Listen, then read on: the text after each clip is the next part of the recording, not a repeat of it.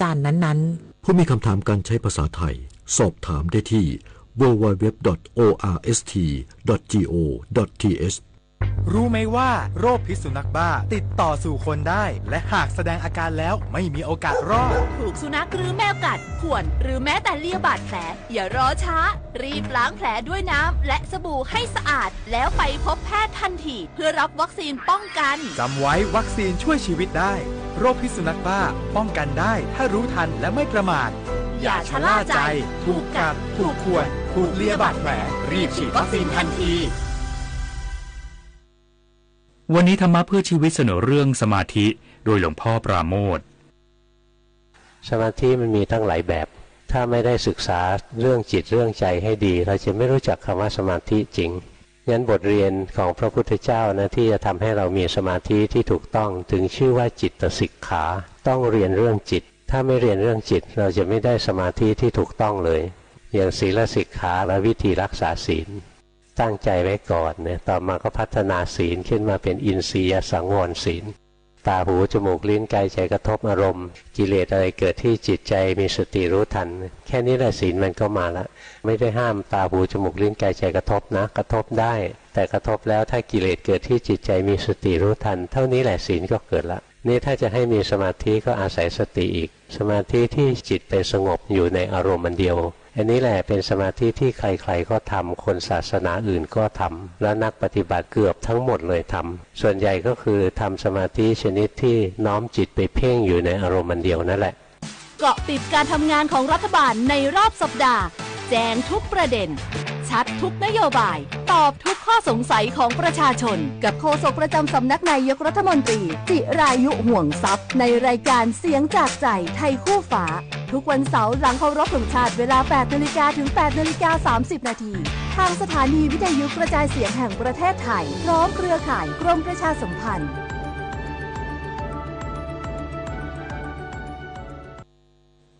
ประเทศชาติจะเป็นปึกแผ่นมั่นคงได้ก็โดยคนไทยทุกหมู่เหล่าพร้อมเพรียงกันปฏิบัติหน้าที่ของตนโดยมีอุดมคติและจุดมุ่งหมายอย่างเดียวกันคือประโยชน์สุขของทุกคนในชาติพระบรมราโชวาทพระบาทสมเด็จพระเจ้าอยู่หัวจบข่าวจุฑามารักษาพันธ์บรรณาธิการข่าวดุริยาวรีเดชใจและยุทธพรบานเย็นอ่าน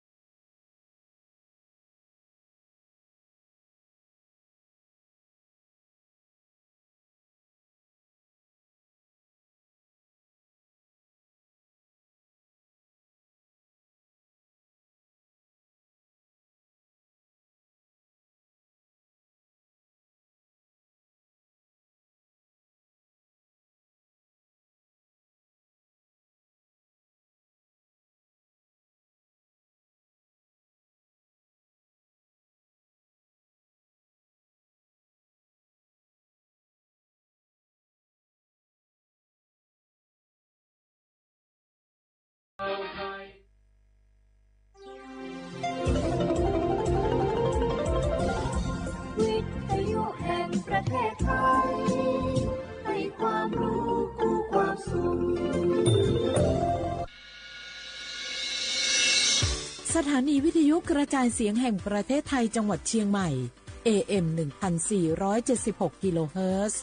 สถานีวิทยุภาคภาษาชาติพันธุ์แห่งเดียวในประเทศไทยที่มีความทันสมัยเชื่อถือได้สร้างอัตลักษณ์กลุ่มชาติพันธุ์สู่สากล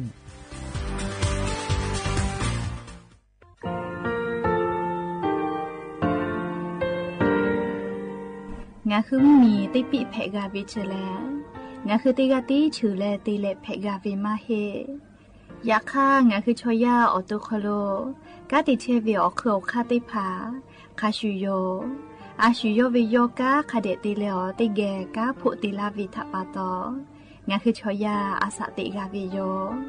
งาคือออโตโคโลอคืออคากาติเชเวเวอีเวมาโกติยาเลเลทอกาอายีเวคาชเวเพเวโย อละกัวงะคืออตุคอลูอคืออคากาติยายามาเตียลาบิลอโกงะคือชอยาทอกาอาสติมากาวิคาชูงะคือมีติปิเพกาวิเจแลงะคือติมูติสึติเพแล้วติกาลิลีอาชุโยเวอวูปุตาเวกันติภาคาเสติเกคาเดกากาติเชวิทัปาตองะคือมีติปิจกิเพลากาวิโยเชแลงะคือไทโจมคุคางะคือมียาถาตอกคอปิลาตาเวปุราเวติจะเสนีเสหปามัชหปานิหิงาติจะออกขอบทามัววิทยาลัยวิชาการศึกษาประสานมิตรกเวออคโลจากเกรทาไทโจมคุโฮกางะคือมียาถาปิยาลาตาเวตอกคอติพายโย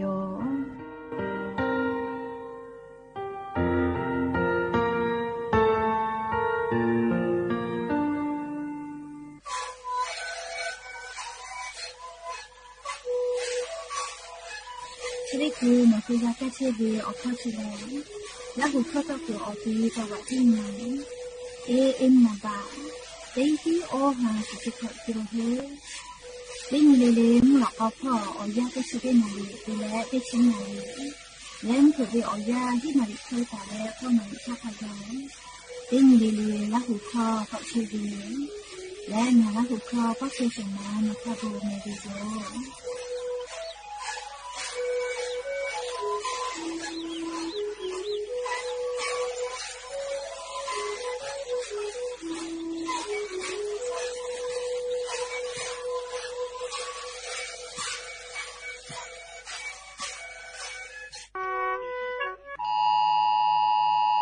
อข้อเชลงาหุมมียาจาวาจิมายอคโลเชตาเวติกาลิลิเกโลกาลาตุเวติชุเซนีงาฮาปามีงาฮาโคชิขออยาตินาลิทา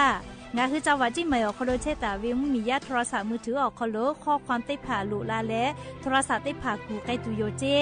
จะได้ปอวิอยาลาจุลหะเพลาเวพ่อฟาและกติป่าอโมปอพอติผ่าโยคือเซลบอกแคสพ่อแย่แลงาหุมมียาจาวาจิมายอคโลเชตาเวติผ่าเกลลูวิซิเวอเจติผ่ากาลาเวติยาทามียาทาฮัททูปิกาตัวโปโทรศัพท์มือถือออกคโล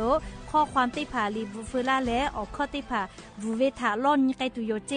ชดาปะตอตาดอคิตาดอกแมอลอกเชเวแลล่อนเชวิโยงาหุมมียาเกลลูวิซิเวลาจลาฮากาลาเวติยาทากูเฮกูฟากาตัวอโปกากาเวติยาทาอชอปะทะกะขอทูปิสิแมอบูจา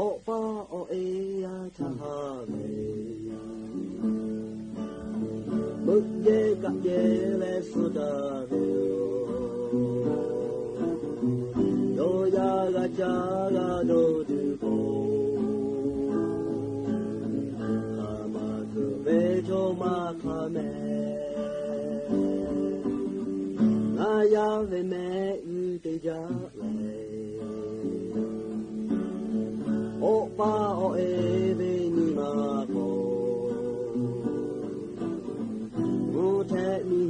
เวทแท้แล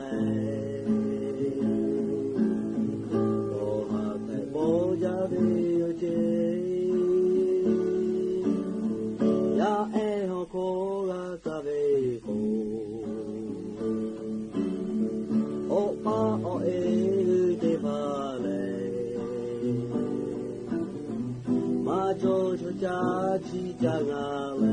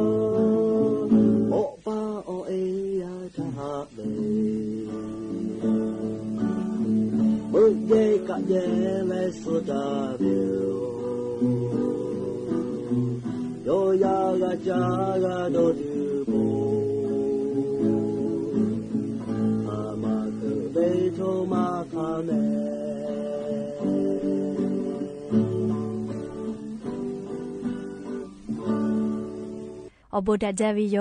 อย่าเพิ่งหาติปอทอกะดาจาวิโอญอยาเชอคลงะคือติปอกกะมีลาวิทัปปะตออรอเปติกะลิเลทาตาอุยอยาวิโอคโลละเซจาเลอไรกาอบูดาจาคโลหะอยู่ลาวิโยแมหาวิโอวิโอนี่ละหุยาเขาพ่อเชพ่อโลเชตาเวคักที่เพเชเลนาติกะลิเลทอกะ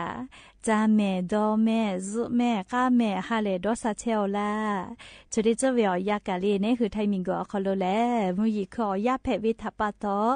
มุยเซมาคัสปอตอลาตาเวอานานาบุติพัทะนี่คือตอดาและปูกากากิจอโปจาเวดอวิเชวิจอวิเตเจลิลิพอกาอายีอยู่แลอาชุยอโตยอยากาทะคเดนหาซานดักอิสิแมอลอโกเชซาจอซาปุเวอเจติพาเลแต่ฮอตาวิมาจอจิแม่คือกาวิลโกเลียชุยกขยอกะจาเลกาติยูวิติคาเจติจอวิเจ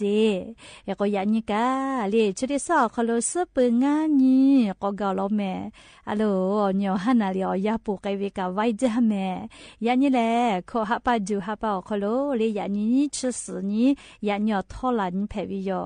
และจะขอทอกันนี่ฮีนี่ชงาขอสขอหาวิอวิอนี่ระหุยาติเผาเตฮาเลเลวิอยาวคโลฮินาริควตาเลก็นาริทักขะไกเตฮาเลเลงะหือละหุคอไรกาอบุดาจาก็วิอคโลตอกิเชวิโยวิทยุเรดิโอ AM ติฮิโอฮาสุจิคกิโลเฮิรตซ์ติไลพองะหือละหุคอตอกิเชวิโยแม่ปุตาเลนพอติพอ Facebook Fan Page สวทเชียงใหม่ AM 1476พอกะไลฟ์สดติตอกิเชออวิอเนี่ยละหุยาติพาลุละแลกะกะกะหมอปุวิลอกวตาลูปีนะเหลียติกาติไลติกาติแชร์กดไลค์กดแชร์ติแลลีนี่คือละหุชอจิตาโอฮาปิดากิเพวิโยและอย่าปุฮาวิอยากะยูเวลาตาวิซาตาอลอติพาทอกะไลรอยูเวลาตาวิโยจะได้คืออลอปติลองาคือติแกยูเวลาแลกาดะเจดักอิตุเวแล มุชามุยีมุกะมุฮอพ่อจันดาวิอเจ้ายาพ่อเวซาตาอลอปุยอยู่เวลาแลลิงะคืออวิอเนียละหุยาติพัทธะติแกกาดะเจดะกิตุโยแม่ยานิงะคือไทมิงกอคโลแพกไอเชเวอเจ้ายามุชามุยีมุกะมุฮอพ่อจันดาวิซาตาอลอติพัทธะอลออยู่เวลาแลติแกเกามาดะกิตุโยแม่จุยจอปากรมอุตุนิยมวิทยาพ่อยกคือฉันแต่นี่แลอลอซาตาปิลาตาวิแลเลียยานี้ตาเละเลียซอปอนี่ชื่อสนตาเลนจีนี่ขะไกมุยจอมาฮิโลแม่งาคือไทมิกอคโลเลียคือว่างาคือราหุยาติภาทกะลาจละหาแพตอลาวิอเจติภาทากูเฮกูฟากาตาตุอโปติกาลิลิกามุมีพ่อวิสาตากะคาเดพ่อหายุยาก็ยานิเวอยากะลิงาคือไทมุมีอนาติตอพ่อโลมุยจอมาลอแม่ติฮาวิอาสุดสเปเซเบหุตาเวลอและมุยลามาจากิตุเวลีสุดสเปเซเบหุตาวิอติติภา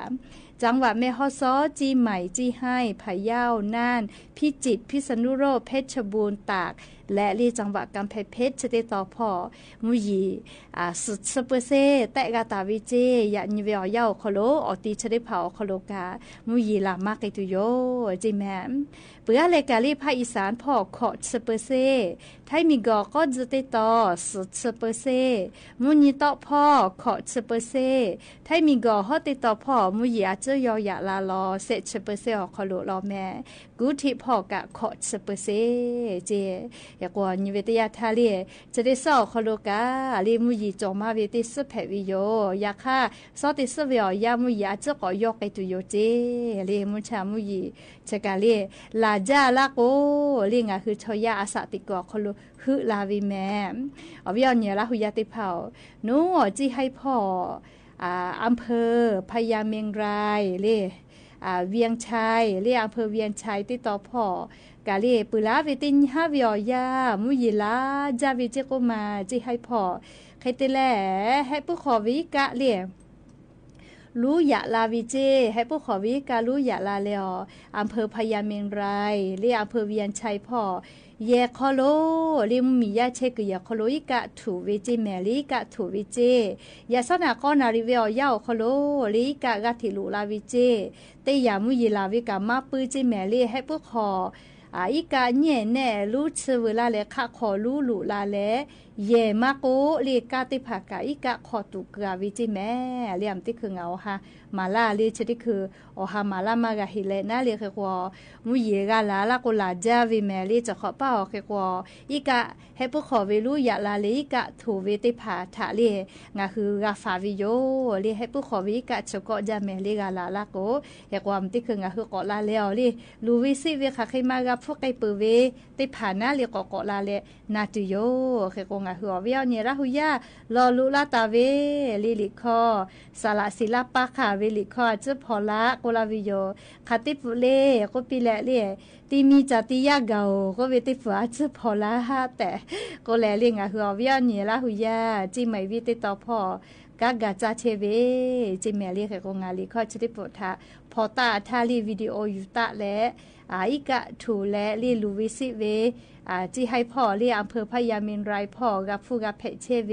ซาตาถาวรแล้วเนาะคือก็มาลักไอตุโยนะเรียกว่าจะได้คือลิคอเรียตีมีจติยาเกาก็เวเลตีชามาละคาโบเชเมทับปุเชเวโอยานาเฮจาเวมาหมูเวอปะเฮไกละก็คิเชไกนะมาหมูเต้าเตียละโกตุขาจาโอเอนาเฮไม่โอยามีนาเฮโอเอนามีจักละก็เปียโกอภุฟ้าหนุกัวเชวีหนุกัวเชเลตุขาจาเลชิบุโกโอเกน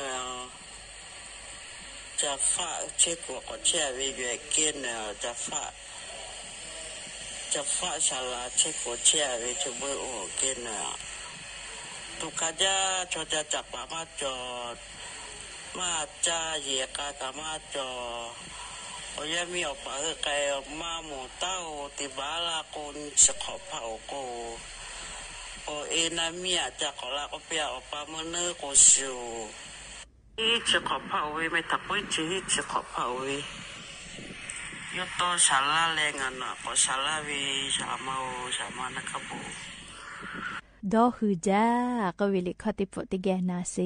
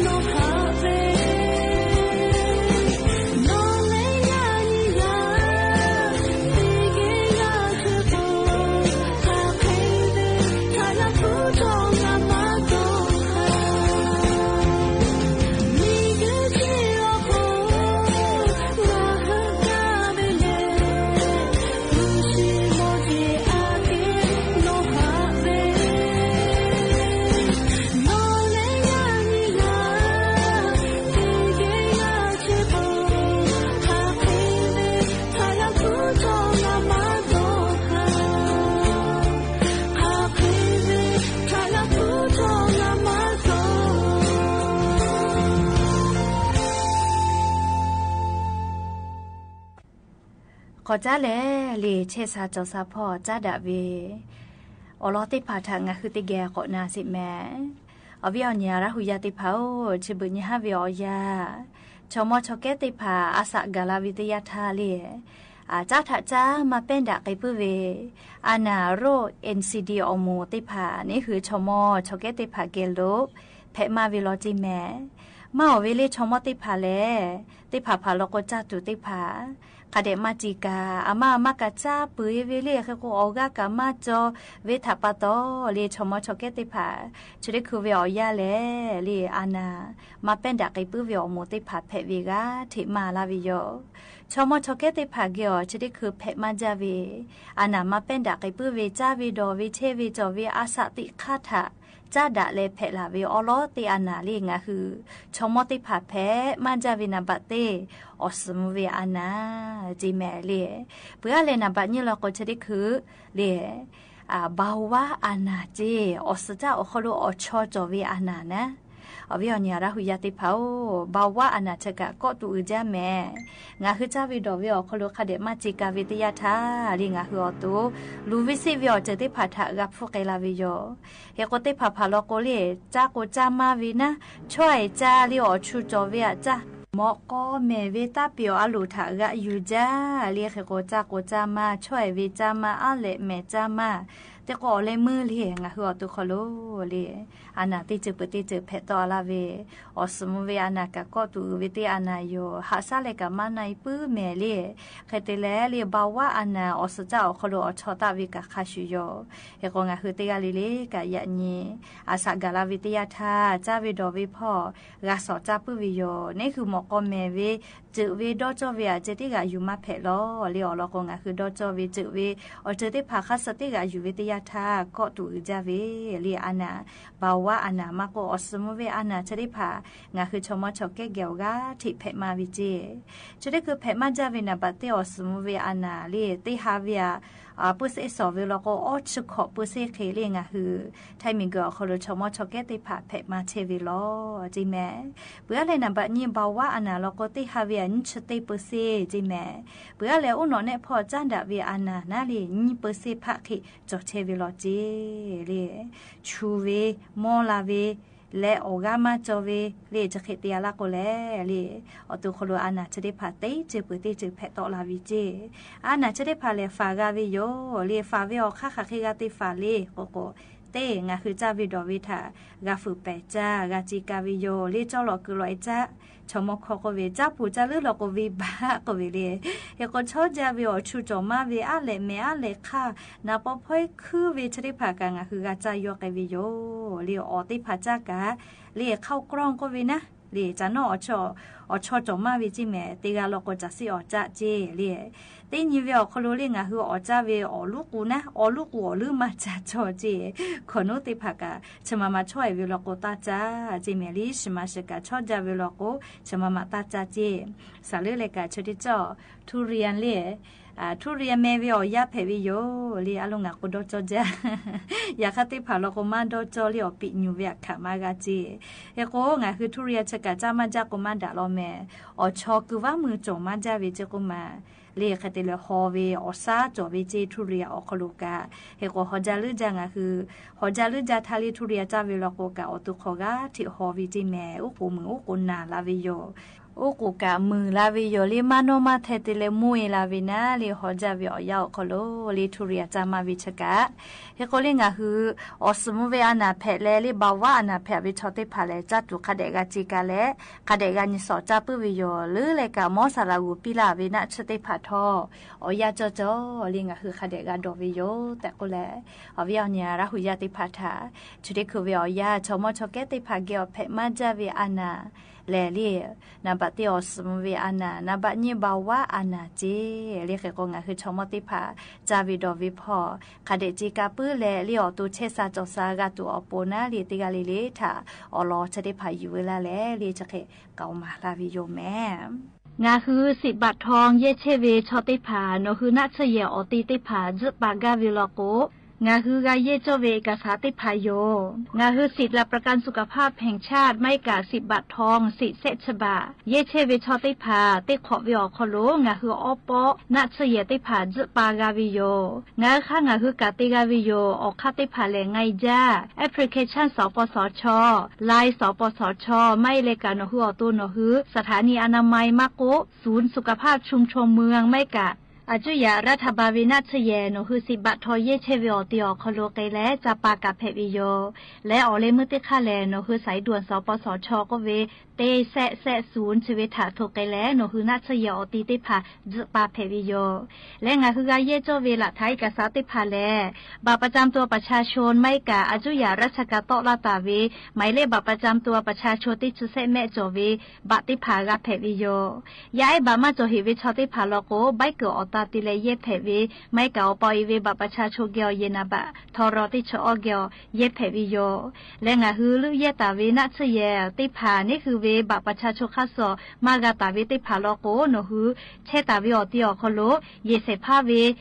ละโลลาตาวิลิมาให้กาค่าคอลอคอโลละโลลาตาวิค่าเซไม่กาโนวิปอลิเมลีละโลลาตาวิลิมาติพายเยเพวิโยไม่เลยกาโนคือเยงาเชียวิโลโกเยงาเชียวิใบเสเยงาเชฟผู้เปียวิติพาอีกับฝ่ามีผู้เปียวิใบเสติพาอตาติเลละท้าติพายเยเพวิโยเฉลงาคือ10 บาททองเยเกืออคโลนัทเยติขอเวียวอปอจปากาเลงาคือจปาวิทยาธากาเยโจเวละทานเอกสารติพาเพวิโยและอย่าเพื่อให้ติปอทอชิลากาลาติเวออลอติพาจะคิไม่จะได้โยแม่กากาพอนาแล้วกาปิลาเชวิติกาลิลิทอกาอบูจาแม่ติกาลิลิกาแม่กาแม่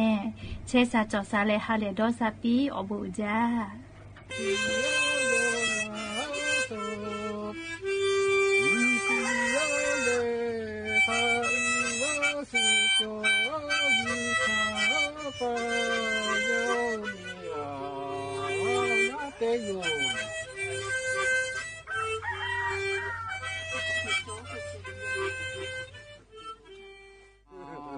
ยาติอาโทเล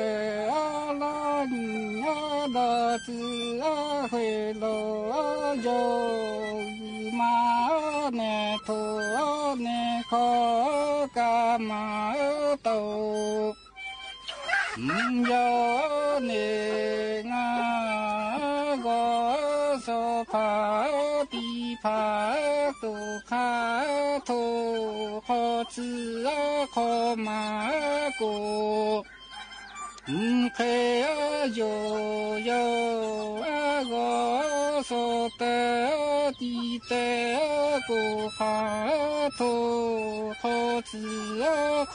มาโกเคโยงาโกโสเตมิลาทุขาโกโทมิหือนาโดโกโสภาโจลาติเกโหโทโหซึนิงาวาหุยาเตโกมือเจมือลีนูยาคิโตเจโทเลเนโจกะเลนูยาคิโตเจโจปอซาเปเนมือตุลาเวเยโยเจชะปายามาโทเจปายามาเจงานดายานนาปุภาษาเตญโลกดาเนโคกะเคโยโกยะจิติโกนาดิญาดาติเฮโกยะสุโคดิเอโกเปลาสุกุเจเทยากุเนอาโกเนกุยามาโกกาเจยาสิยาโดคาโยงายาเตกุยนาเนคาเฟที่จังหวัดเชียงใหม่สถานีวิทยุกระจายเสียงแห่งประเทศไทยและเครือข่ายทั่วประเทศเสนอข่าวต้นชั่วโมงรู้เร็วรู้จริงเกาะติดทุกสถานการณ์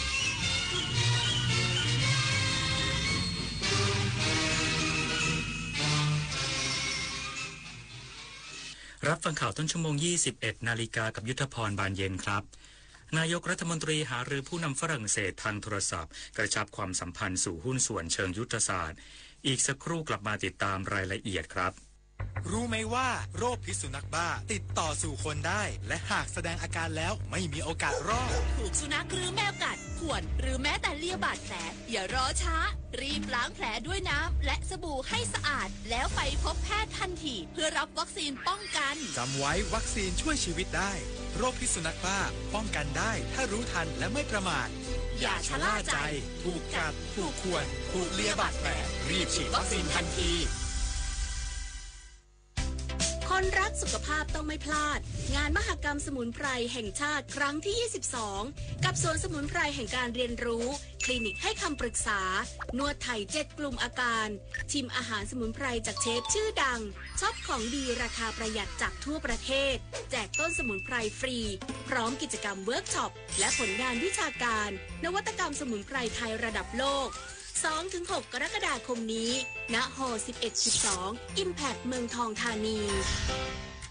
เมื่อเราก้าวทันเราต้องรักษาพัฒนาและส่งเสริมผลประโยชน์เพื่อความก้าวหน้าสู่ยุทธศาสตร์ที่สำคัญเราพร้อมผลักดันกิจกรรมเชิงรุกที่สร้างสรรค์ในทุกมิติรวมทั้งสร้างสรรค์ความเข้มแข็งในภูมิภาคที่มีอาเซียนเป็นศูนย์กลางเราสนับสนุนการส่งเสริมและเชื่อมโยงในเวทีเจรจาการค้าการลงทุนเรารักษาสันติภาพเสถียรภาพความมั่นคงและความมั่งคั่งประชาคมอาเซียนประชาชนเป็นศูนย์กลางเราไม่ทิ้งใครไว้ข้างหลัง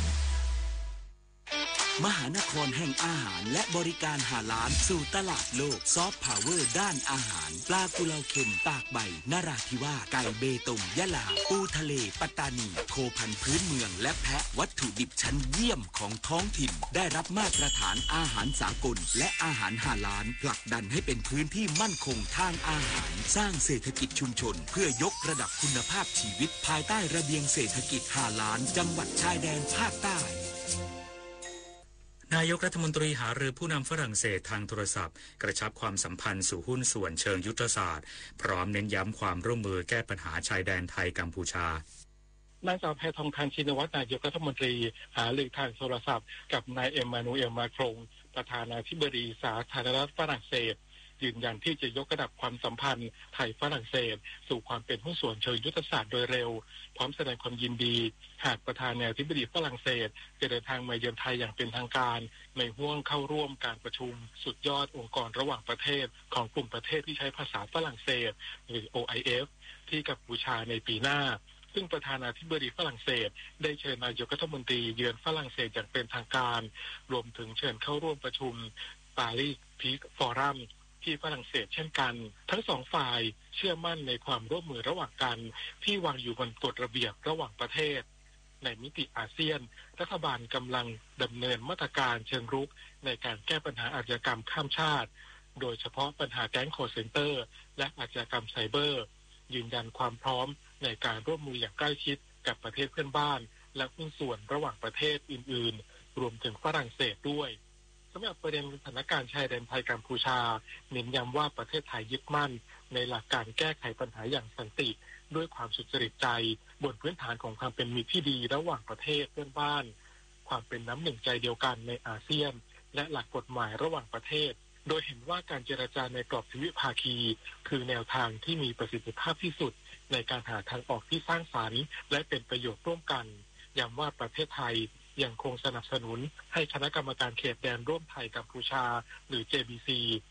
ซึ่งได้มีการประชุมที่กรุงพนมเปญเดินหน้าทำงานต่อไปด้วยดีและหวังว่าฝรั่งเศสในฐานะหุ้นส่วนระหว่างประเทศที่ใกล้ชิดจะมีบทบาทสนับสนุนบรรยากาศที่เอื้อต่อการเจรจาทวิภาคีระหว่างไทยกัมพูชา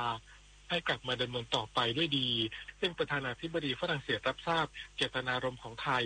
และจะพิจารณานำไปประสานความร่วมมือกับกัมพูชาต่อไปศักดิ์สิทธิ์ประดับสินรายงานรองนายกรัฐมนตรีและรัฐมนตรีว่าการกระทรวงกลาโหมย้ำการสร้างสถานการณ์ในพื้นที่จังหวัดภูเก็ตกระบี่และพังงาขอเวลาเจ้าหน้าที่ตรวจสอบเพื่อให้ได้ข้อมูลที่ชัดเจนนายภูมิธรรมเวชยชัยรองนายกรัฐมนตรีและรัฐมนตรีว่าการกระทรวงกลาโหมกล่าวถึงการสร้างสถานการณ์ความไม่สงบที่จังหวัดกระบี่ภูเก็ตและพังงาว่ามีการประเมินสถานการณ์ทั้งตำรวจและฝ่ายความมั่นคงอยู่ในขั้นตอนของการขยายผลเพื่อให้ได้ข้อมูลที่ชัดเจนว่าเป็นบุคคลใดจึงจะสามารถพูดคุยได้ขณะนี้ยังอยู่ในกระบวนการสอบสวนส่วนการดูแลนักท่องเที่ยวในพื้นที่ยอมรับว่ามีผลกระทบบ้างพอเมื่อเกิดเหตุการณ์ขึ้นจะมีการนำข่าวเผยแพร่จนสร้างความน่ากังวลใจแต่คิดว่าไม่มีปัญหาการท่องเที่ยวก็ดำเนินการไปตามกฎเกณฑ์กติกา จึงขอให้รอความชัดเจนก่อนเพราะหากยิ่งพูดจะยิ่งสร้างความกังวลและอาจกระทบต่อการท่องเที่ยวผมธิดาทิพยานนท์รายงานค่ะโรงพยาบาลนครพิงค์จังหวัดเชียงใหม่ส่งทีมศัลยแพทย์เสริมกำลังทีมแพทย์ฉุกเฉินช่วยเหลือผู้บาดเจ็บตามหลักมนุษยธรรมจากเหตุการณ์ความไม่สงบชายแดนไทยเมียนมาที่จังหวัดแม่ฮ่องสอนนายแพทย์พงศักดิ์โสพลผู้อำนวยการโรงพยาบาลนครพิงค์จังหวัดเชียงใหม่เปิดเผยว่าสืบเนื่องจากเหตุการณ์ความไม่สงบใกล้ชายแดนไทยเมียนมาระหว่างทหารเมียนมากับกองกำลังชนกลุ่มน้อยในพื้นที่รัฐขยาบริเวณพื้นที่ติดกับอำเภอขุนยวมจังหวัดแม่ฮ่องสอนส่งผลให้มีผู้ได้รับบาดเจ็บจำนวนมากส่งตัวมารักษายังโรงพยาบาลในจังหวัดแม่ฮ่องสอนโรงพยาบาลนครพิงค์จึงได้ส่งทีมศัลยแพทย์และทีมผ่าตัดเสริมกำลังทีมแพทย์ของโรงพยาบาลศรีสังวาลจังหวัดแม่ฮ่องสอนรองรับการส่งต่อผู้ป่วยที่ได้รับบาดเจ็บจำเป็นต้องได้รับการผ่าตัดนอกเหนือจากการส่งทีมแพทย์ฉุกเฉินมินิเมิร์ดที่ได้ลงพื้นที่อำเภอขุนยวมไปก่อนหน้านี้แล้วคมสันต์คำวงทีมข่าวสวทเชียงใหม่รายงานจบข่าวยุทธพรบานเย็นอ่านรับฟังข่าวครั้งต่อไปเวลา 22 นาฬิกาครับ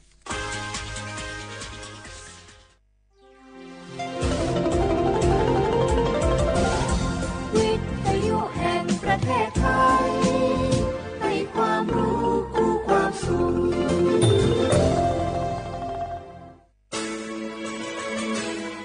สถานีวิทยุกระจายเสียงแห่งประเทศไทยจังหวัดเชียงใหม่ AM 1476 กิโลเฮิรตซ์สถานีวิทยุภาคภาษาชาติพันธุ์แห่งเดียวในประเทศไทยที่มีความทันสมัยเชื่อถือได้สร้างอัตลักษณ์กลุ่มชาติพันธุ์สู่สากล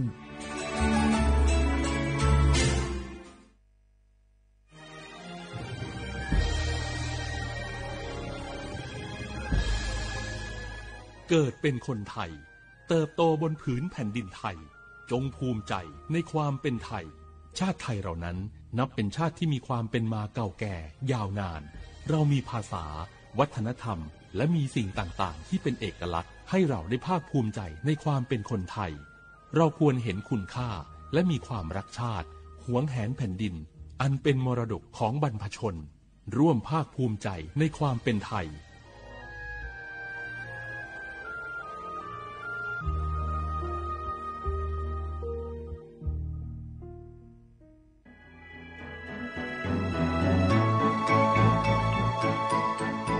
การปกครองระบอบประชาธิปไตยจะมีความมั่นคงก้าวหน้าเพียงใดขึ้นอยู่กับการที่ประชาชนในชาติรู้จักสิทธิเสรีภาพทำหน้าที่ตามความรับผิดชอบและมีคุณธรรมเมื่อมีความคิดเห็นที่แตกต่างเราจึงต้องเรียนรู้และแก้ปัญหาไปด้วยกันด้วยความสามัคคีปรองดองของคนไทยทั้งชาติเพื่อก้าวสู่ประชาธิปไตยที่มั่นคง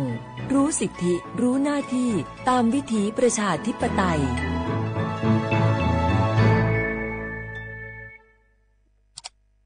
อ้าวแชร์เข้าไ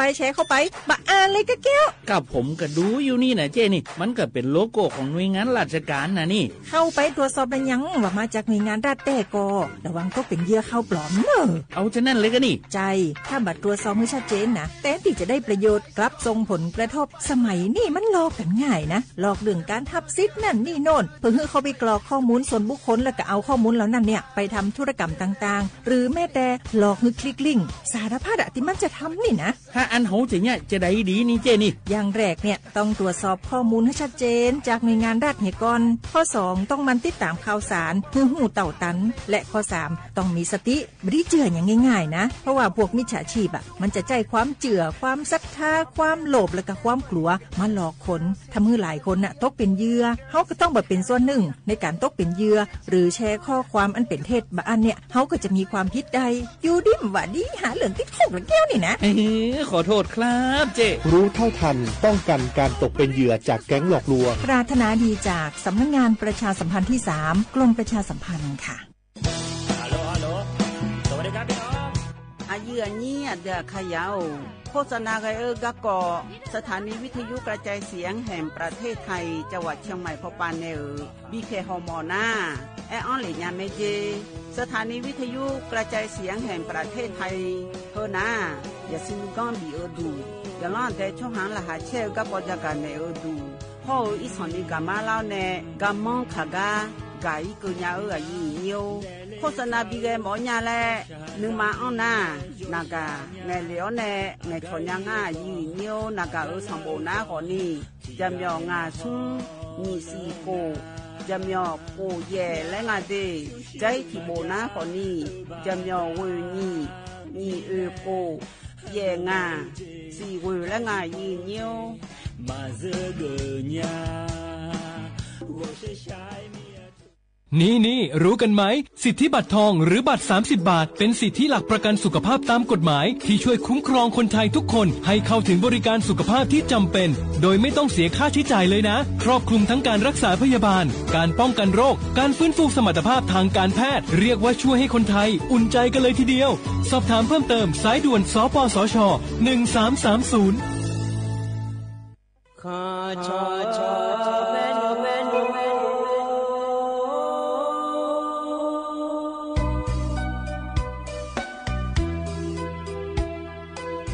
你找不灵啊，到我同意啊，卡不？让你怎么灵啊，到我找一啊，卡不？找怕马西找茶路啊，那一个，什么个那马西过来呀一个，可努马西。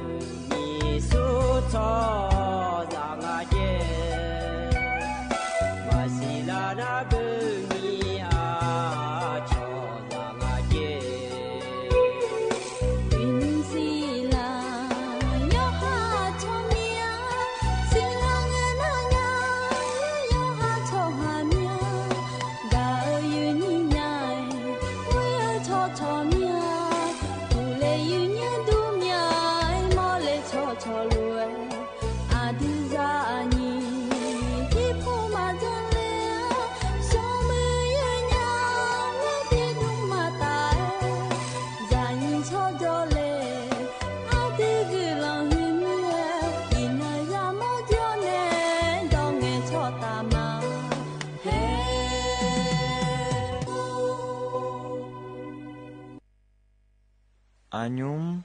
มิใช่ตาอุมิพาลวยอาบูนึงมาเกพาชอซองอาเด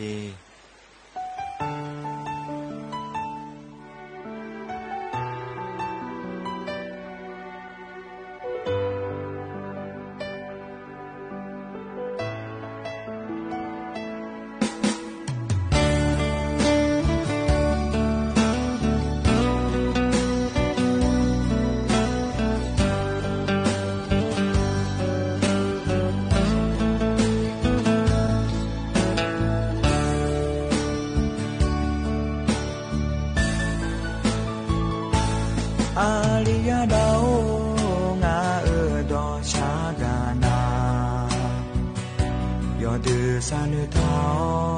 ยอมานุทุมทาจออาบูเด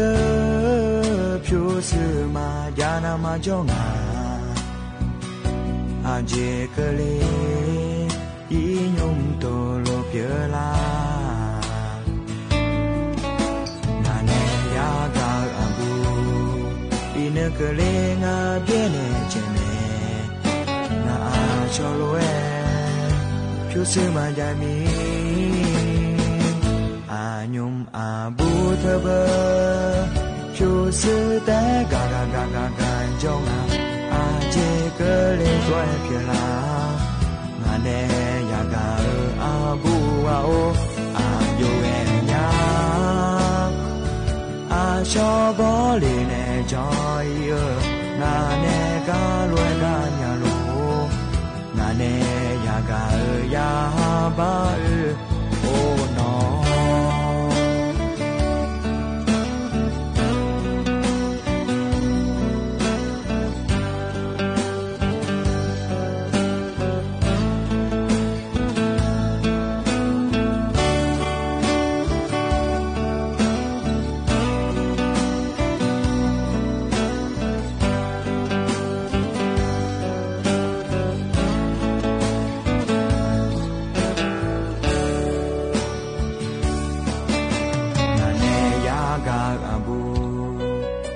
ကလေးငါပြည့်နေချင်မေ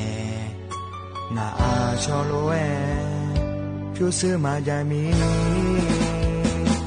အာညုံအာဘူးတဘဖြူစတဲ့ဂါဂါဂါဂါဂါကြောင့်အာချေကလေးတွဲပြလာငါနဲ့ရကအာဘူးဝါအိုအာယိုရဲ့ညာအာချောဘောလေးနဲ့ကြော်ရငါနဲ့ကလွယ်ကားမြလို့ငါနဲ့ရကရာပါအိုနော်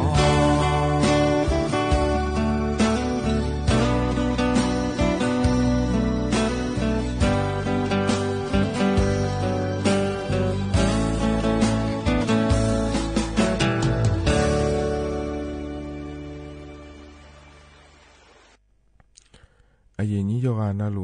အဒုထမတဲ့ရညတဲ့ညမ်ကြည့်ရလားယမီနာလူထွန်ကျော်လောအရင်ကြီးယောဂနာလူနဲ့ဖယားထွန်ကျွမြတဲ့ရညော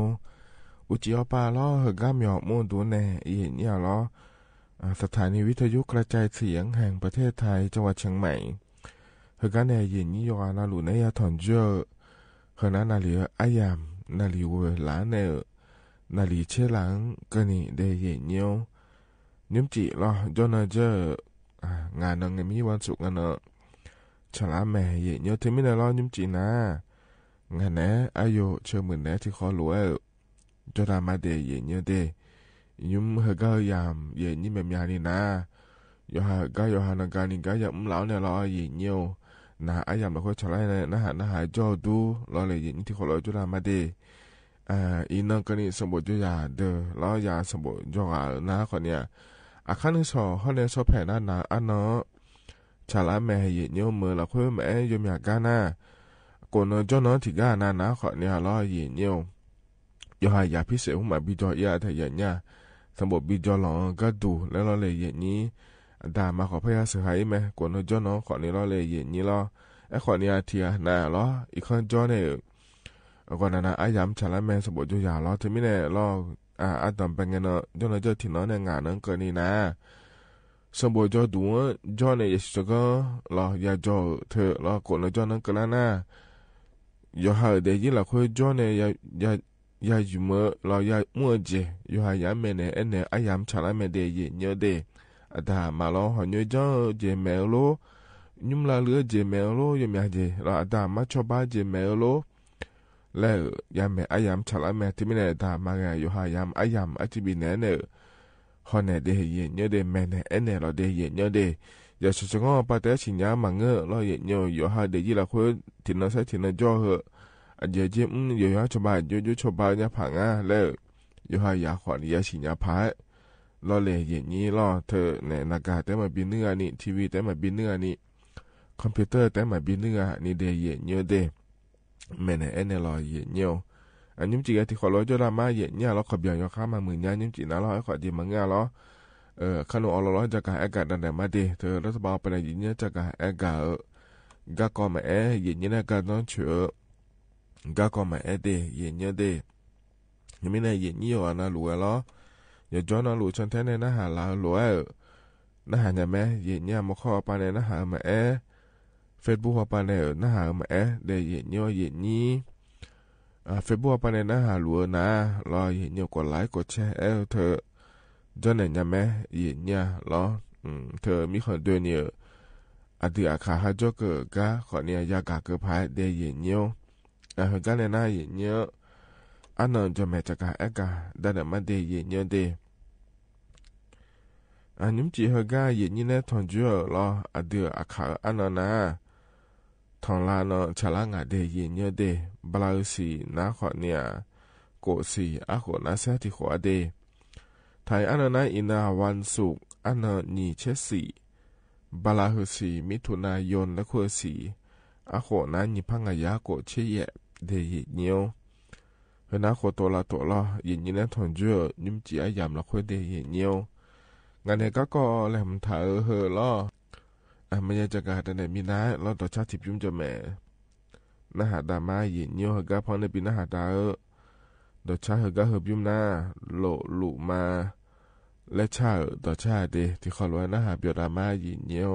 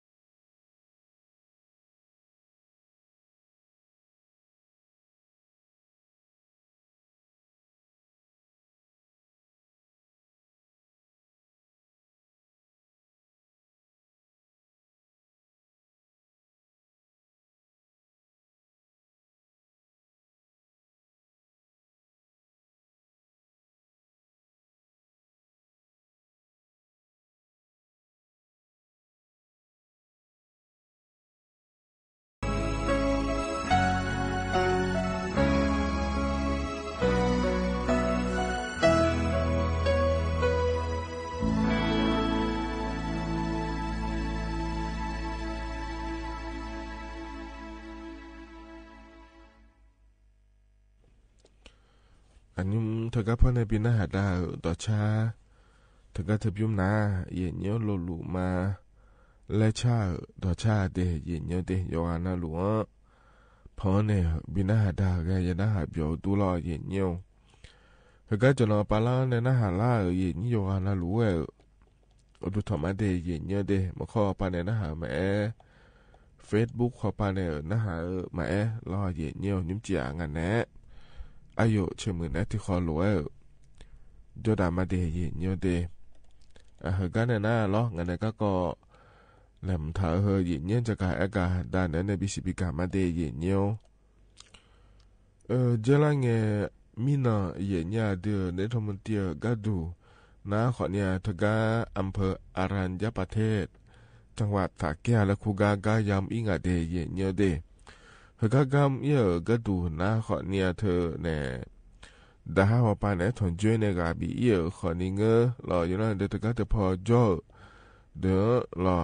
ถอนช่วยในรอกาบีเยอะขอนี่เงอแล้วงาเธอเย็นเนี่ยให้รอทกาเนี่ยนางสาวแพทองทานชินวัตรรองนายกรัฐมนตรีก็ดูนะขอเนี่ยค่ายสุรสิงห์หานาฏและคุ้งอาเถยเนี่ยอำเภออารัญญประเทศจังหวัดสระแก้วพอปังรอดาฮาโจกากะมลูกาเยี่ยง่ายเยี่ยโยรอทกาเตพอก็ดูนะขอเนี่ยยุ้มรอมิขาตะหลูงอ่ะเนี่ยทกากัมพูชามิของอปาแนะรอเยี่ยโยน่าเยี่ยนี่นายสิญญาลอยยุ้มหน้ารอทกาก็จะหลูงอ่ะทกามิฉาก็เกาะรอหาเดือไทยมิของฮอนเนอกัมพูชามีของพอป่าล้อเลยอย่างนี้ถึงไม่ได้ยุ่งถึงก็จะพอยุ่งพาฮอลลูดาเดล้อรัฐบาลป่าแม่ดาฮาวป่าแม่ล้อเยี่ยเนียวน่าอเดือนี่ทั้งหมดเดียวก็ดูเอดาฮาวป่ากาบีอินเนกลังหุ่มมาเดยกานารู้เอเดแล้วล้อดอบินนั่นเองก็อย่าเบี่ยงง่ายเยี่ยเนี่ยล้อถึงก็ดาฮาวป่ายกานารู้ก็ที่เป็นที่โลเลเจียเนี่ยอเดือไทยมีของฮอลลูดาก็ดูเดแล้วรู้มีแน่ล้อเยี่ยเนียวนั่นถือว่าเธอเดอหลักคนนะขอเนี่ยดาวปาเตออากาศบีเอี่ยมันเงอะรออยู่นั่นแต่รอถือว่าเธอพอจ่อเดือไทยช่วยหาแน่ขอเนี่ยพยาถอนเจือง่ายเห็นเยอะยาถอนเจือในยังไงโฉรอเห็นเยอะนะขอเนี่ย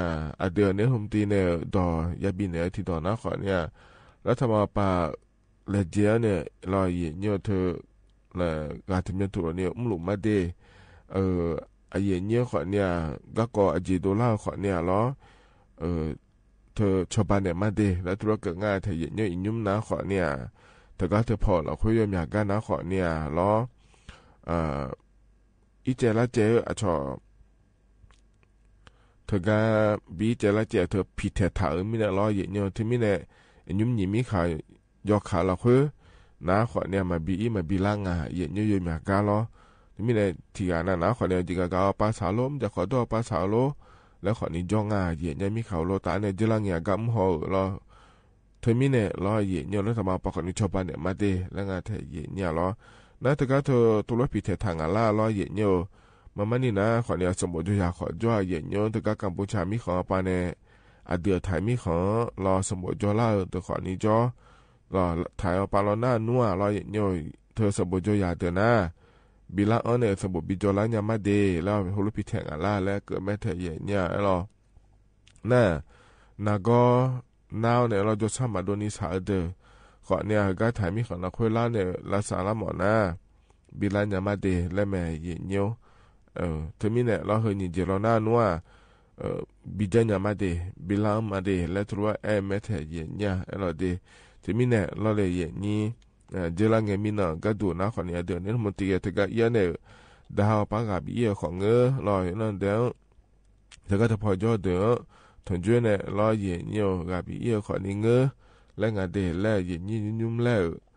จะกับเอกาด้านเนี่ยบิสิบิกาเลเดเย็นเยี่ยเดเพราะน่าที่เกาะรอยเย็นเยี่ยวน่าใจที่เกาะเย็นเยี่ยวเพราะน่าวิวชาชอเชี่ยวพอปานเนี่ยจะกับเอกาด้านเนี่ยบิสิบิกาเลเดเย็นเยี่ยวอาคานุสอล้อเลยเย็นนี้อาคานุสอเนี่ยเฮกาบาลาสีจีเรงเงเกินนี่ล้อเย็นเยี่ยวเยี่ยวชาชอเชี่ยวพอปานเนี่ยจะกับเอกาก็ดูนะเธอเนี่ยเช่นเนี่ยกดเชี่ยบิมกันนี่แหละแล้วเยอะเลยอย่างงั้นเจเฮกาเดือดถ่ายมีคนนี่แหละต่อปากก็ดูนะล้อเย็นเยี่ยวอาเดียขาดเมียนเนี่ยก็ถ่ายมีคนเนี่ยต่อปากจอมีเนี่ยเฮกาพอเมียนนี่จะกับเอกาด้านไหนเลยเย็นเยี่ยวเราที่การเอาเยี่ยเมียนนี่เยอะเลยเนี่ยอย่างงั้นเดแล้วไงรอเย็นเยี่ยวเธอก็เย็นนี้รอ ก็ก็อย่าจนเทนอย่าหอนะอย่านะหานะเจลังเงมินอุจิพอปะมิจิฮวาสิเนี่ยเราเจลังเงมิจิฮวาสิเถก็อำเภอพญาเมงรายและคู่งานเราเลยอย่างนี้เชียงของปลาเอี้ยรอเชียงของปลาเอี้ยอำเภอพญาเมงรายและคู่บ้านแม่เป่าและคูกาล่อเย่เนียวดอลตก็บ่ชอนลอบาคือเลงอ่ะเจเลยเย่นี้ลอยผู้ยมยานี่เตเลงอ่ะเดเย่เนียวเดอินุมนาเจ้าหน้าที่เอาป่าเลเนี่ยเย่นี้เธอก็จะพอจอเดอชาวบ้านในเลงอ่ะเย่เนียวรอก็สักการะพายแม่เย่เนี่ยเธอก็จะพอจอในสาลูยกานาลูกาบีมาเดเย่เนียวเดเขาเข้ามาเมื่อดาราแต่ยเจนาลูรอเย่เนียวเฮลอเย่เนียวมันเนี่ยมาด้วยรออุจิเนาะรอเลยเย่นี่มันสิเนี่ยเธอเนี่ยอินุมนารอเขารู้ว่ายมยาเนี่ยอย่ามองอ่ะเย่เนี่ยรอยกอินุมนายมยาโคละคุยเขารู้ว่ายมยาเนี่ยมั่วเดเย่เนี่ยเดยมยามือยมยาผัวละคุยรอเลยเย่นี่เจริญเงี้ยที่จ่อยจุ่มมาดังละหัวเจริญเงี้ยที่จ่อยต้องก็มาหือเลยหัวบ่ชนละบ่มาหัวรอเย่เนี่ยอินุมาโฮโลยมยานี่ยามองาเถตกาพยามิงลายามอลวยลอเยเนี่ยเธอมีเนี่ยยจอนาลุยาแหลมทาเยเนียวลอเกวปาจอเนี่ยนะหาลัวขอนี่เดเยเนี่ยเดตั้งตาจอเนี่ยก็จอก็ดูจอเจเนี่ยดอกบ้าแกมาจาแล้วมาเงงาอินุมนาลอดอตก็หือเลยลบหือเลยนะขอเนี่ยให้ยกานาหลวงยพอนาหลวงขอเนี่ยเดเลลอเยเนียวลอเธอมีเนี่ยยกานาหลวงจอนาหลวงยันเดเยเนียวเดยจอนาหลวงยันเธอนะขอเนี่ยมาดูยาแหลมทางานเนี่ยเยนี้ก็ว่าปัจเจพอยาพายงาและลอมมาเกลิเมลาเนี่ยจมยาหอทาล้อเงี้ยผู้ใหญ่เนี่ยคนนี้เงี้ยชอทาล้อหน้านากาเธอจนอะไรจะลำทาเงี้ยก็จีก็กอดล่าขอเนี่ยเขาเข้ามาเถียที่จากการแอกาในยาพายล้อเงี้ยนากาเธอเจมายุ่มจีนเอาจีมาอยู่ข้างเงี้ยมายุ่มจีนเนี่ยแบบอันนี้นากาเบอร์พัฒนาขอเกินในยุ่มยาแล้วงานล้อเนี่ยเงี้ยล้อที่มีนายโยขอเนี่ยแบตเตอรี่เธอบีอังพายงาเถยเยี่ยมมายุ่มจีนี่เนาะไม่ได้ย้อนเราเลยทำทัดเดแล้วเนี่ยมาเยี่ยมอยู่ก่อนนะรู้ว่าเดก็ยามเราคุยขวานเนี่ยมาเยี่ยมเนี่ยยามมาเชื่อมีอะไรยุ่มนาล้อเยี่ยมเนี่ยจ่อก็วิ่งไม่ใช่คนในบาราตาปอบเยี่ยมนะให้ที่โปเตอร์แล้วตะกอนคือเลยเนี่ยเราเลยเยี่ยมนี้แต่ไม่ได้คือเลยนะขวานเนี่ยเธอเถียที่ชาวบ้านเนี่ยเขาก็เนี่ยจะพอดูเลยเนี่ยพายแล้วล้อจะกะเอกาด้านไหนเลยเดเยี่ยมเนี่ยเดเฮนะขอนี้ใจที่เกาะล้อเยี่ยเนียวอันนั้นใจที่เกาะก็จะกะเอกาดันเนอเฮนะล้อเยี่ยเนียวเธอเจริญเงจะกะเอกาดันเนอเข้ามาไอ้ขอนี้เยี่ยนี้เทียนาอย่าจอมนาหลุมายานะหานะขอนี้ชิญญาพาเลจะกะเอกาปนไหนเลยเดเธอการรัฐบาลในโครงการจะโนเหลวล้อเยี่ยเนียวเที่ยวไทยคนละครึ่งและเยี่ยเนียวตัวเดกาหมดเดล้อเฮนะเชลาชินในละต่อปะชมเมบิดอเนอล้อตัวเดกาก็ดูรัฐบาลปะชาวบ้านเดและเธอเยี่ยเนี่ยเราเธอหัวก็ดูนะขอในเธอการท่องเที่ยวแห่งประเทศไทยและขั้วปาเนอจอนโดเหลือง่ายเยี่ยเนี่ยเราเธอปาบิมยาดาล่าก็ดูเดและง่ายเยี่ยเนี่ยเที่ยวไทยคนละครึ่งเธอนะขอเนี่ยเยี่ยนี้เธอหมอเดอเราเธอเนี่ยชมยอดอ่อนถาในรอยเยี่ยเนี่ยชมยอดอ่อนถาเนี่ยอายัมเธอก็แล้วนะรัฐบาลปาพิวนาดูโลเดี๋ยวจะดูโลแล้วจะน่าชอบบ้านไหนเจอย่างนี้ว่าสุดๆชมยอดอ่อนยาเลยแล้วนักคนเนี่ยไทยชัวร์ล้อเลยอย่างนี้อาขวที่ขวเนี่ยละตาหอปะข้อเนี่ยถึงกับแอปพลิเคชันไทยไอดีและขั้วเธอล้อดังการอ่อนฐานเนี่ยยุ่มรัวเดเจอย่างนี้ล้องาแซ่ปก็เนี่ยบิยุ่มยามงาแซ่ก็ดูแบบเนี่ยบิยุ่มยามมาเดแล้วงาไทยอย่างนี้ล้อน่าชมยอดอ่อนยาก็ดูนะเด็กๆเขาปากานนะเราอย่างอันนั้นตีบาลาเฮน่าเชล่าสินเนี่ยชมบิดอ่อนเนี่ยแล้วอันนั้นเนี่ยละต่อปาบิจุมยามาเดแล้วไงยูเจมาเจงเหรอยูเจมาเจงเหรออายุชอบก็ดูงั้นเลยแล้วนะเขาเนี่ยเด็กๆก็ดูอีน่าเราอย่างเนี่ยนาเพื่อเจมาเจงที่ยาน่าเชื่อบาชอบาโลงาเชื่อบาชอบาโลแล้วงานเราเนี่ยอย่างนี้น่าจะต้องเพื่อขอเนี่ยอาจจะน่าชอบบาเราเนี่ยแล้วพยาเดย์อย่างเนี่ยเดเธอมีเนี่ยเราเลยอย่างนี้โครงการก็หัวเรียกหมอยาหมอนะเธอก็อันติเธอก็เลยอาย่ำเราคุยรออย่างนี้เที่ยวไทยคนละครึ่ง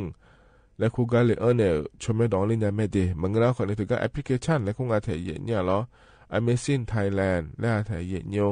ถ้าก็จะเดินเลยนะขอเนี่ยชมยอดดองเลยเนี่ยไม่ได้ยินเยอะเดแล้วยินเยอะจะกะเอกาได้เนี่ยบิสิบิกาเลยเดยินเยอะกันเอาต่อชาติบิมแล้วนะหาดามาเดยินเยอ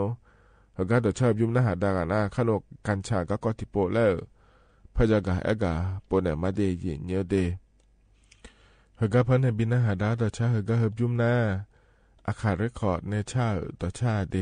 สมาและชาต่อชาอย่างเงี้ยที่เขาล้วนนะหาเบียวทามา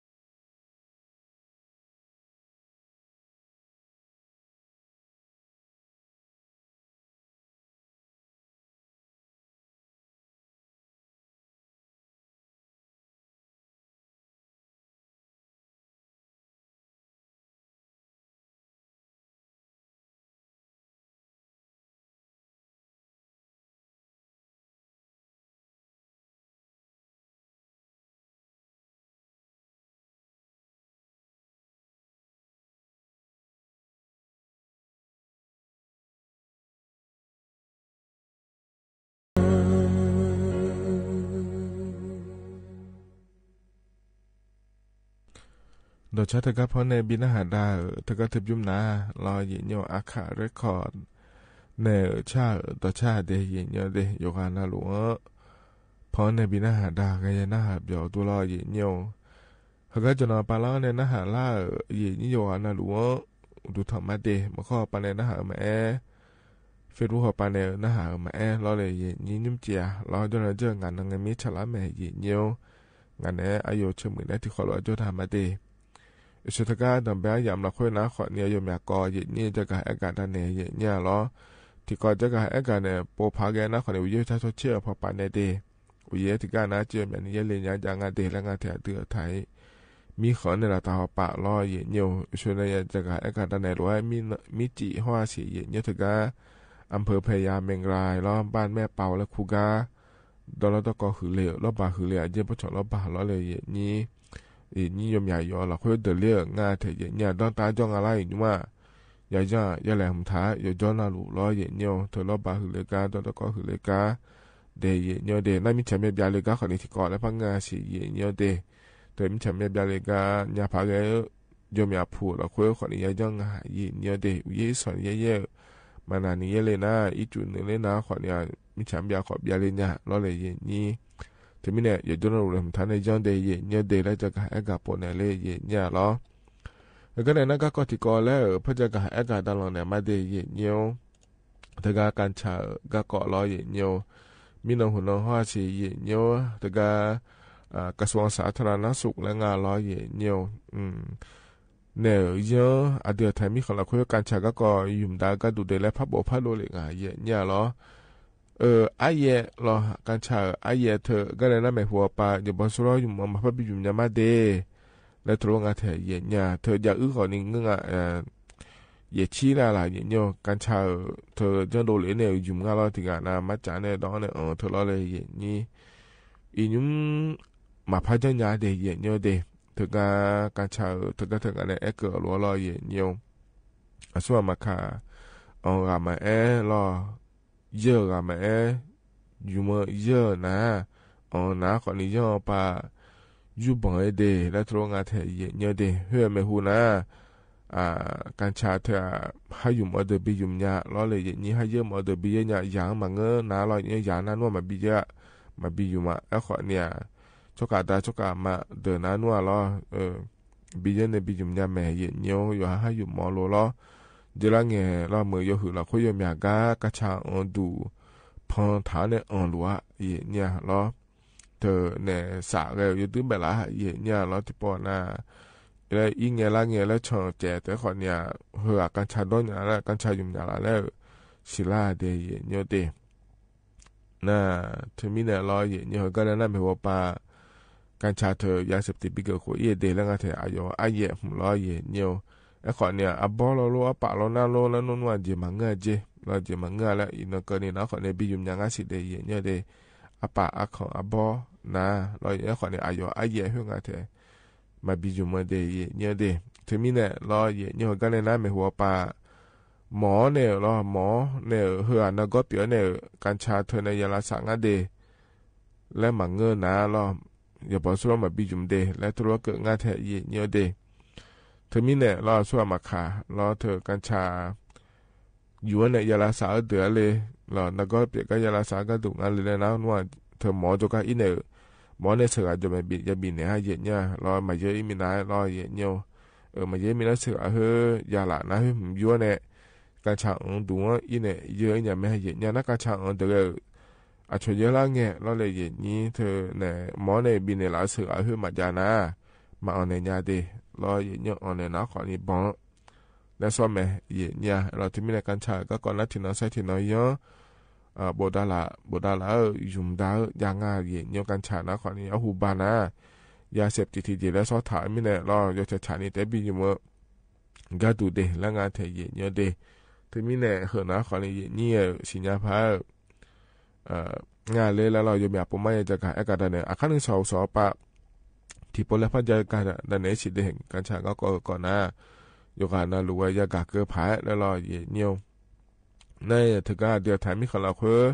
การชาวรถบิจุ่มงาลาชมมีขมาบิจุ่มงาเย็นเนี่ยที่อาณาเดือดถ่ายมีขลังคือจนเนี่ยอยู่ที่มาเจงไงล่ะ เกาหลีมีของอีเนี่ยก็จำจะขอตัวเล่นในล้อเยเนี่ยแห่อีโดเงี้ยการใช้อยู่ในอีโดโลโลมาจังหยาเดียเนี่ยเดียเดือไทยมีของเราคุยอยู่อย่างนั้นล่ะอาชอมีของนักการใช้เธอยาเสพติดและซอถังอ่ะรออยู่ในที่ว่าพอเลยอันเนี่ยชนเนี่ยนะขอยังยาเดียเนี่ยสุดท้ายเดียเทมิเนี่ยรอขายไทยมีของเราคุยแต่เหมือนกันมาอยู่ยาเดียและจะการได้เลยในยุ่มนาแห่เธอก็อายุการใช้อายุหัวของมาพับยุ่มแล้วเพื่อมิเนี่ยอัปปะรอหันยืนจ้าโลกาดองโลที่จะน่าเจียนาโลละโคโรนานวลที่มันเงานในเนี่ยขอเลยอายุอายุขึ้นมายุ่มยาเดียแล้วจะการเอกาด้านนั้นเนี่ยบิสิบิกาเลเดียเนี่ยเดียขณะต่อต่อลุล้อนิ่มเจียกาอย่างนี้นะทอนเจออายามเราคุยจะการเอกาด้านนั้นเนี่ยบิสิบิกาเดียเนี่ยเฮกันหนาวเนี่ยต่อชาติพิมพ์แล้วพนักดามาเฮกันพันในปีหน้าหาดาเฮนะมาเสียลุมนึมาสิญญาและชาต่อชาเดที่ขอล้วนนะหาเบียดามา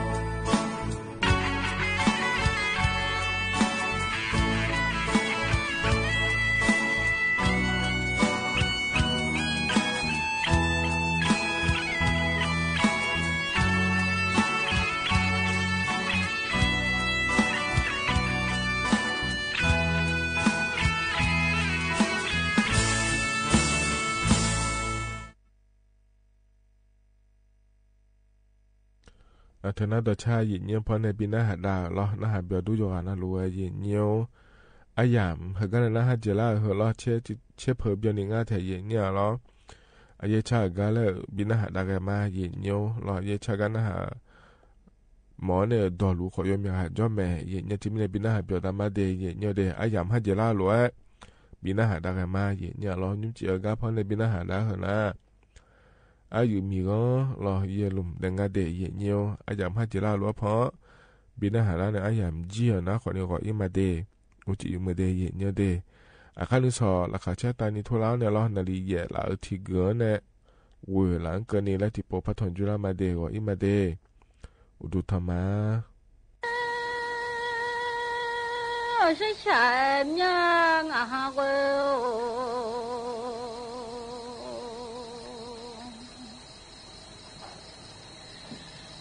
sai là nhà cho mà mình dưng ha thì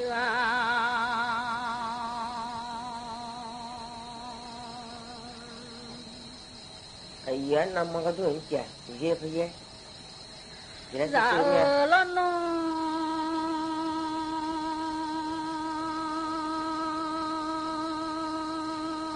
mình giờ sống tu sang rồi nữa sao mà mẹ yo tu sang yo nữa sao nhảy là lo mà nó giờ chân là nghe thì mà để mẹ chắc cả cụ nghe thì cả mà cụ lẽ chắc đó thì ra thì đó mà để lẽ nhà để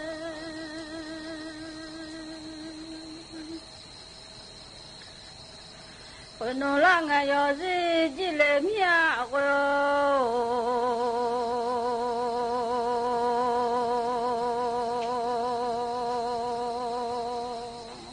giờ này chỉ là nó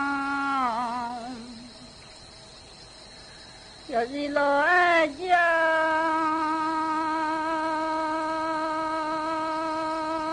ngã tôi chỉ là nó vậy sao phô la nhà những ngày bà mù sơ rau lệ ôi nôn đó bà sơ rau lệ ngày đê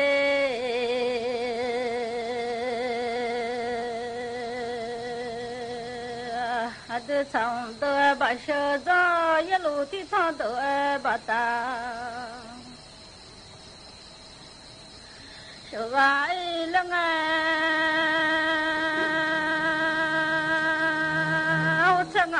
ra nó ra tới số hoa lo trong anh nó như ga mà mò nó lo mai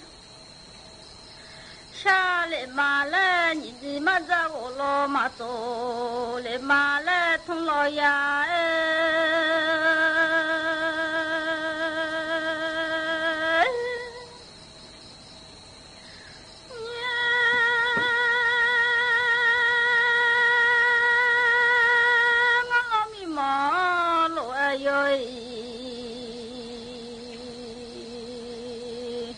lo ăn na có mò lo là khá khai mò lo na khá lo những gì đã mà khá mi ô lo mà ra yêu chu à ô mi yêu chu ô mi ô đó thay chu lệ lời là những gì đã mà khá mi à đó thật na lệ lo mi lo lệ lo ya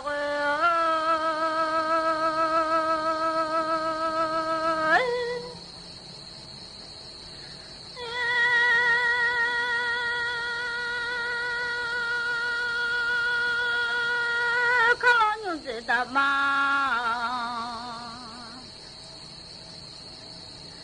aka khanga obala khe dama kha to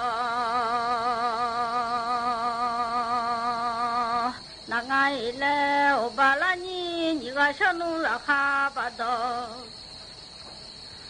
na le mi lo la lo ya phải gì mà nó thùng mà đó sao gì nó nghe là ba la bố đồ sang gia nhung soi na yo la nhà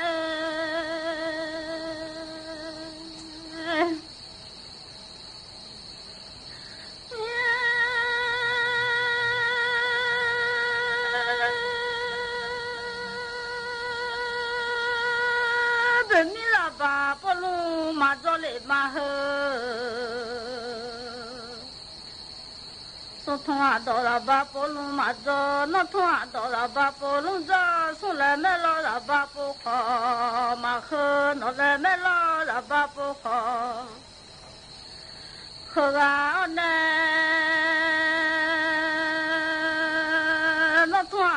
爸不弄早下年了，我都上家牛少一闹下个拉娘哎，你这大妈看米呀的，嘛那怕老俺来女娘，我老么早有错啊我。我啊，有时候我迷我到嘛就怕老我嘞，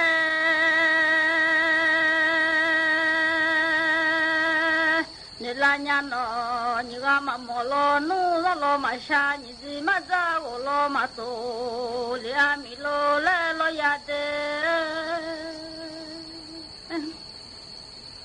你这大妈莫迷。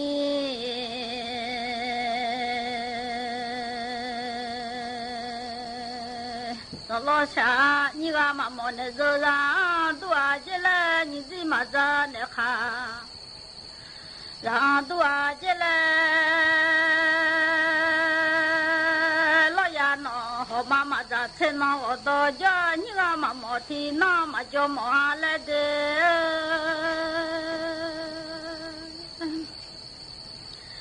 妈妈到自己有家。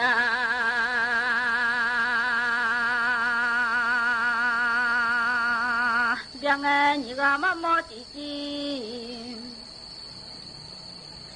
人家嘛别忙来了呀，看了你这大妈靠看哎啊，你咋去到松坡可能没来看了面的，哎，你咋松坡可能没来看哎喂哦。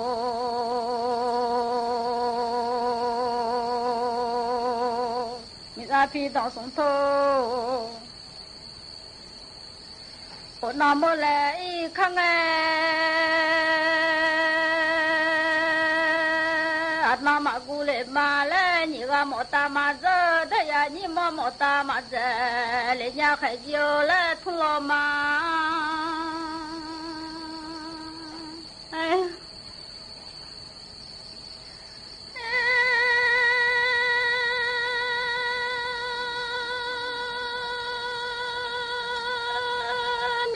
当松头，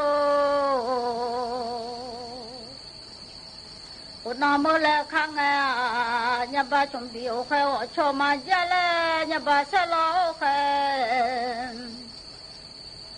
我买马鸡呀来，我弄不比个。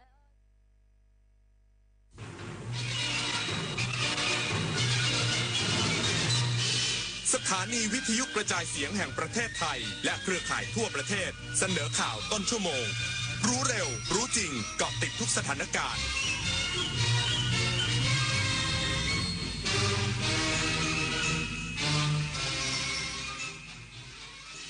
รับฟังข่าวต้นชั่วโมง 22 นาฬิกากับยุทธพรบานเย็นครับนายกรัฐมนตรีและรัฐมนตรีไม่ตอบคำถามเรื่องรายชื่อคณะรัฐมนตรีใหม่อีกสักครู่กลับมาติดตามรายละเอียดครับอย่ามาห้ามต้องกู้อีกต้องแทงอีกเดิมพันไปเลยหมดหน้าตักน้อยผีพนันเข้าสิงต้องเจอไอเทมเด็ดแม่หมอยันรู้ทันเจ้ามือครั้งแรกติดใจครั้งต่อไปติดพนันล็อกผลให้แพ้ยิ่งเล่นยิ่งเสียข้าวสารเสกสติก่อนเงินเก็บหายก่อนความเชื่อใจจากครอบครัวหมดลบแอปลบเว็บพนันทิ้งทำกิจกรรมสร้างสรรค์หรือปรึกษาสายด่วนเลิกพนันโทร1323หยุดวงจรพนันออนไลน์ชีวิตคุณมีค่ามากกว่านั้น 24 ปีแห่งเส้นทางของกองทุนหมู่บ้านและชุมชนเมืองที่ดำเนินการภายใต้รัฐบาลที่สนับสนุนเสริมสร้างศักยภาพผ่านไปยังกองทุนหมู่บ้านและชุมชนเมืองทั่วประเทศโดยแบ่งตามขนาดของหมู่บ้าน3ระดับ S M L เพื่อให้กองทุนมีอิสระและมีส่วนร่วมในการดำเนินงานงบประมาณให้เป็นไปตามความต้องการของคนส่วนใหญ่โครงการ SML ส่งตรงโอกาสถึงชุมชนโดยชุมชนเพื่อชุมชนเกิดเป็นอาชีพสร้างรายได้และเป็นรากฐานในการดำเนินชีวิตอย่างมั่นคงสำนักงานกองทุนหมู่บ้านและชุมชนเมืองแห่งชาติคนไทยรักสุขภาพฟังทางนี้ขอเชิญร่วมออกกำลังกายสร้างสังคมสุขภาพดีกับโครงการแสนนำใจไทยทั้งชาติเดินวิ่งปั่นป้องกันอัมพาตครั้งที่ 11 เฉลิมพระเกียรติด้วยแนวคิดใหม่ออกกำลังกายเป็นนิสัยห่างไกลสโตรก No Stop No Stroke สมัครได้แล้ววันนี้ที่ wrb11.thai.run ถึง 31 สิงหาคม 2568 มาร่วมกันทำให้การออกกำลังกายเป็นส่วนหนึ่งในชีวิตประจำวันแล้วมาเดินวิ่งปั่นพร้อมกันทั่วประเทศ 2 พฤศจิกายนนี้เอาถอยไปหน่อยเห็นไม่ชัดอ่ะเห็นไหมคะ ถอยนิดนึงเห็นหรือยังคะอีกนิดนึงได้ไหมโหมองการไกลเชียวนะคะอายุที่มากขึ้นมาพร้อมกับปัญหาความสตาร์มายืดเวลาดวงตาสุขภาพดีด้วยการมันสังเกตอาการผิดปกติรับประทานอาหารที่มีประโยชน์สวมแว่นตากันแดดไม่อยู่กลางแจ้งและตรวจสุขภาพดวงตาเป็นประจำทุกปีใส่ใจดูแลรักษาดวงตาเพื่อมองดูโลกอันสดใสไปอีกนานนายกรัฐมนตรีและรัฐมนตรีไม่ตอบคำถามนำรายชื่อคณะรัฐมนตรีใหม่ทูลเกล้าทูลกระหม่อมแล้วหรือไม่ภายหลังการตรวจเยี่ยมการฝึกทดสอบแผนเผชิญเหตุการตอบโต้ภัยคุกคามพื้นที่ส่วนหลังณพื้นที่สถานีรถไฟฟ้าใต้ดินสายสีส้มตะวันออก OR14 การรถไฟฟ้าขนส่งมวลชนแห่งประเทศไทยหรือรฟม.เขตห้วยขวางกรุงเทพมหานครนายกรัฐมนตรีไม่ได้ตอบคำถามสื่อมวลชนกรณีการทูลเกล้าทูลกระหม่อมรายชื่อคณะรัฐมนตรีชุดใหม่เช่นเดียวกับนายภูมิธรรมเวชยชัยรองนายกรัฐมนตรีและรัฐมนตรีว่าการกระทรวงกลาโหมกล่าวถึงการเสนอรายชื่อเป็นรัฐมนตรีว่าการกระทรวงมหาดไทยว่ายังไม่มีความชัดเจนและยังไม่ทราบมีการส่งรายชื่อตรวจสอบคุณสมบัติรัฐมนตรีแล้วหรือไม่คงต้องไปสอบถามนายกรัฐมนตรีขณะที่นายประเสริฐจันทรรวงทองรองนายกรัฐมนตรีและรัฐมนตรีว่าการกระทรวงดิจิทัลเพื่อเศรษฐกิจและสังคมกล่าวว่ายังไม่ทราบถึงการปรับคณะรัฐมนตรีหลังจากมีกระแสข่าวว่าได้นำรายชื่อขึ้นทูลเกล้าทูลกระหม่อมเรียบร้อยแล้วเนื่องจากเป็นกระบวนการภายในและยังไม่ทราบว่าตนเองจะย้ายกระทรวงหรือไม่แต่เชื่อว่านายกรัฐมนตรีพิจารณาจากความเหมาะสมและยินดีทำงานทุกตำแหน่งตามที่ได้รับมอบหมายศักดิ์สิทธิ์ประดับศิลป์รายงานกระทรวงการต่างประเทศติดตามสถานการณ์และให้ความช่วยเหลือคนไทยในอิหร่านและอิสราเอลอย่างต่อเนื่องแม้ว่าสถานการณ์ความตึงเครียดจะมีแนวโน้มดีขึ้นนายนิกรเดชพลางกูลอธิบดีกรมสารนิเทศและโฆษกกระทรวงการต่างประเทศเปิดเผยว่าขณะนี้สถานการณ์ความตึงเครียดระหว่างอิสราเอลและอิหร่านมีแนวโน้มลดลงภายหลังจากที่ทั้งสองฝ่ายบรรลุข้อตกลงหยุดยิงแล้วกว่า48ชั่วโมงและขยายต่อไปอีก48ชั่วโมงโดยท่าอากาศยานของอิสราเอลได้เปิดให้บริการตามปกติและอิหร่านได้เริ่มเปิดน่านฟ้าบางส่วนของประเทศแล้วแม้ว่าสถานการณ์จะมีพัฒนาการในทางบวกกระทรวงการต่างประเทศยังติดตามสถานการณ์อย่างใกล้ชิดโดยสถานเอกอัครราชทูตณกรุงเตหะรานยังอยู่ระหว่างการรอรับคนไทยที่กำลังเดินทางไปศูนย์พักพิงชั่วคราวที่เมืองวานประเทศตุรกี40คนซึ่งจะเดินทางถึงในสุดสัปดาห์นี้และกลับประเทศไทยต่อไปหากสถานการณ์ดีขึ้นอย่างต่อเนื่องสถานเอกอัครราชทูตณกรุงเตหะรานจะพิจารณาย้ายการดำเนินการกลับไปยังที่ตั้งในกรุงเตหะรานในโอกาสที่เหมาะสมต่อไปขณะที่สถานเอกอัครราชทูตณกรุงเทลอาวีฟได้เปิดบริการตามปกติแล้วปริญญวิทย์เปี่ยมสมบูรณ์รายงานรัฐมนตรีว่าการกระทรวงยุติธรรมและรัฐมนตรีช่วยว่าการกระทรวงคมนาคมเปิดเที่ยวบินปฐมฤกษ์สายการบิน Easy Airline เส้นทางหาดใหญ่เบตงเชื่อมโยงการท่องเที่ยวและเศรษฐกิจจังหวัดชายแดนภาคใต้พันตำรวจเอกทวีสอดส่องรัฐมนตรีว่าการกระทรวงยุติธรรมพร้อมด้วยนางมณพรเจริญศรีรัฐมนตรีช่วยว่าการกระทรวงคมนาคมเปิดเที่ยวบินปฐมฤกษ์สายการบิน Easy Airline เส้นทางหาดใหญ่เบตงที่ท่าอากาศยานนานาชาติเบตงจังหวัดยะลาสายการบินน้องใหม่และเป็นเที่ยวบินพาณิชย์ที่มาเปิดให้บริการอีกครั้งในรอบกว่า2ปีหลังสายการบินพาณิชย์หยุดให้บริการไปก่อนหน้านี้รัฐมนตรีว่าการกระทรวงยุติธรรมเปิดเผยว่าการเปิดเส้นทางบินนี้ไม่เพียงช่วยลดระยะเวลาการเดินทางแต่ยังเป็น การวางรากฐานของระบบคมนาคมทางอากาศในพื้นที่จังหวัดชายแดนภาคใต้ซึ่งจะส่งเสริมการค้าการท่องเที่ยวและเศรษฐกิจฐานรากในระยะยาวสายการบิน Easy Airline เส้นทางหาดใหญ่เบตงระยะทาง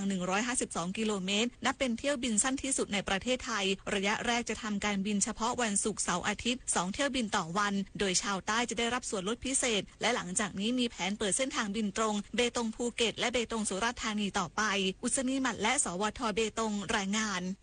จบข่าวยุทธพรบานเย็นอ่านรับฟังข่าวครั้งต่อไปเวลา 23 นาฬิกาครับติดตามข่าวที่นำเสนอไปแล้วได้ที่ www.thainews.prd.go.th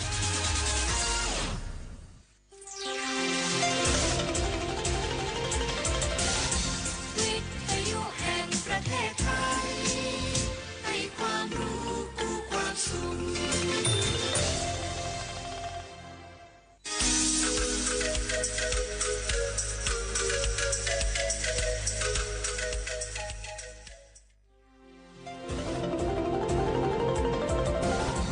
วิทยุแห่งประเทศไทยให้ความรู้กู้ความสุข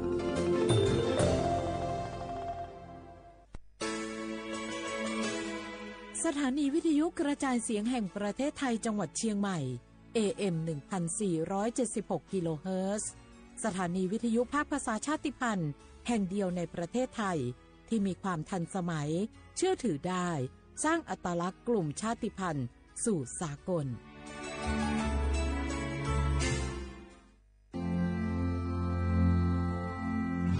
รากฐานสังคมไทยตั้งแต่อดีตจนถึงปัจจุบันเคารพเทิดทูนสถาบันพระมหากษัตริย์เป็นศูนย์รวมจิตใจที่เหนียวแน่นของคนไทยในเวลาที่เกิดวิกฤตทางการเมืองพระบารมีของพระเจ้าอยู่หัวก็ทำให้เกิดความสงบและช่วงที่เกิดวิกฤตเศรษฐกิจปรัชญาเศรษฐกิจพอเพียงของพระเจ้าอยู่หัวรัชกาลที่ 9พระราชทานให้กับคนไทยก็ทำให้ผู้ที่น้อมนำมาปฏิบัติมีภูมิคุ้มกันและไม่เกิดความเสียหายพระปฐมบรมราชโองการของพระเจ้าอยู่หัวรัชกาลที่ 10เราจะสืบสานรักษาและต่อยอดและครองแผ่นดินโดยธรรมเพื่อประโยชน์สุขแห่งอาณาราษฎรตลอดไปพระมหากษัตริย์ไทยทุกพระองค์ทรงห่วงใยราชเสมอสถาบันพระมหากษัตริย์ไทยศูนย์รวมใจไทยทั้งชาติ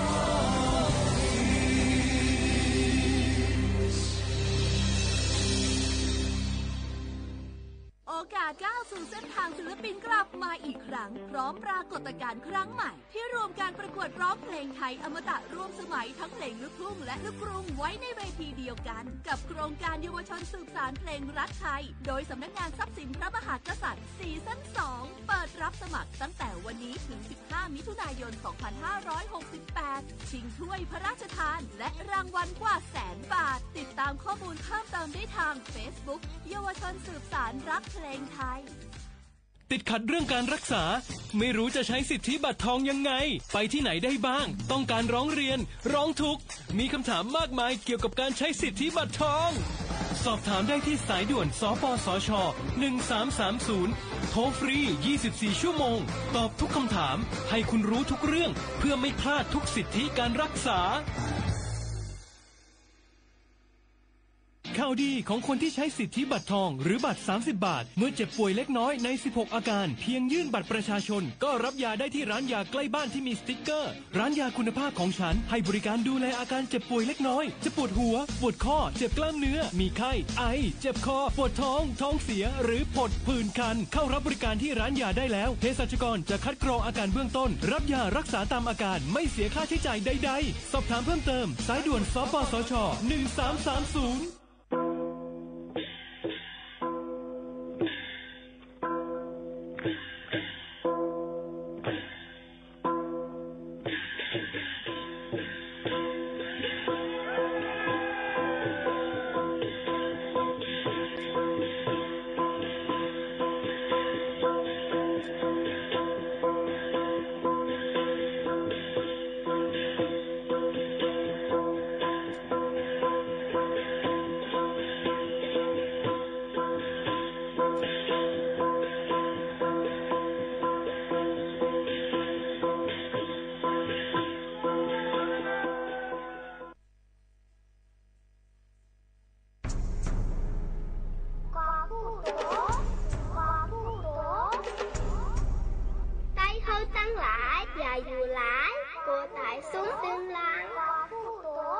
ไตเฮาเขาอย่าอยู่เมาแก้มเฮาธรรมดามือเฮาไปตายปอหูตายตั้งตายอ่ำโกกอหูโตมือเฮาไปเท่าปอหูเท่าตั้งเท่าอ่ำโกกอหูโตมือไปง่าเพปอหูเพเข็นเพอ่ำโกกอหูโตขายาวตีนังแต้วเขา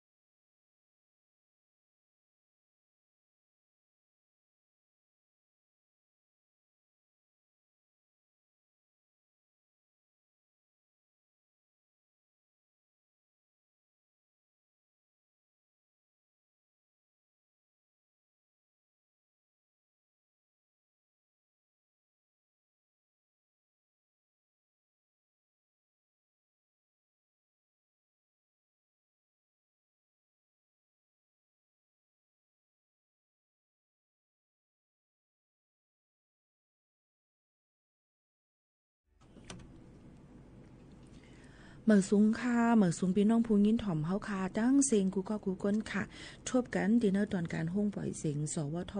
เก้งใหม่ AM 1476 kHz อยู่เป็นอ้อยก็อ้อยแซ่บ่แม่พี่ๆน้องๆเฮาเขาข่าวยาม 10 โมงถึง 11 โมงกลางเนื้อและกลางค่ำจอมเขาหมูขาวนวลสุภาวันเชื้อสารวินปืนปล่อยเสียง AM 1476 kHz ข่าวยาม 10 โมงถึง 11 โมงค่ะกูวันศุกร์นั้นเฮาค่ะดีกว่าปืนปล่อยเสียงแทงข่าวยาม5โมงไป10 นาทีต่อถึง6 โมงกูวันศุกร์ดีสวทลำปาง AM 549ในนั่นค่ะอปแม่พี่ๆน้องๆเฮาเขาค่ะนี่ก็เป็นลองข่าวเงาออกมาฝากตอนจุถึงกันสิกำนำกูวันศุกร์ในได้เอาข่าวเงาเกี่ยวกับไปลองฟิงฟ้าราสิข่าวเงาลายลองอยู่สร้างกินเศร้าหิมหอมเฮาขาดเสื้อนั่นเอามาต่อไต่แค่นี้ฝากตอนจุถึงพ่อแม่พี่ๆน้องๆเฮาเขาอยู่ค่ะอ้อเฮาขามาด้วยค่ะพ่อแม่พี่ๆน้องๆเฮาเขามาเมื่อหนังตั้งในวันเมื่อในนั่นในค่ะน้องพ่อแม่พี่น้องเฮาเขาค่ะ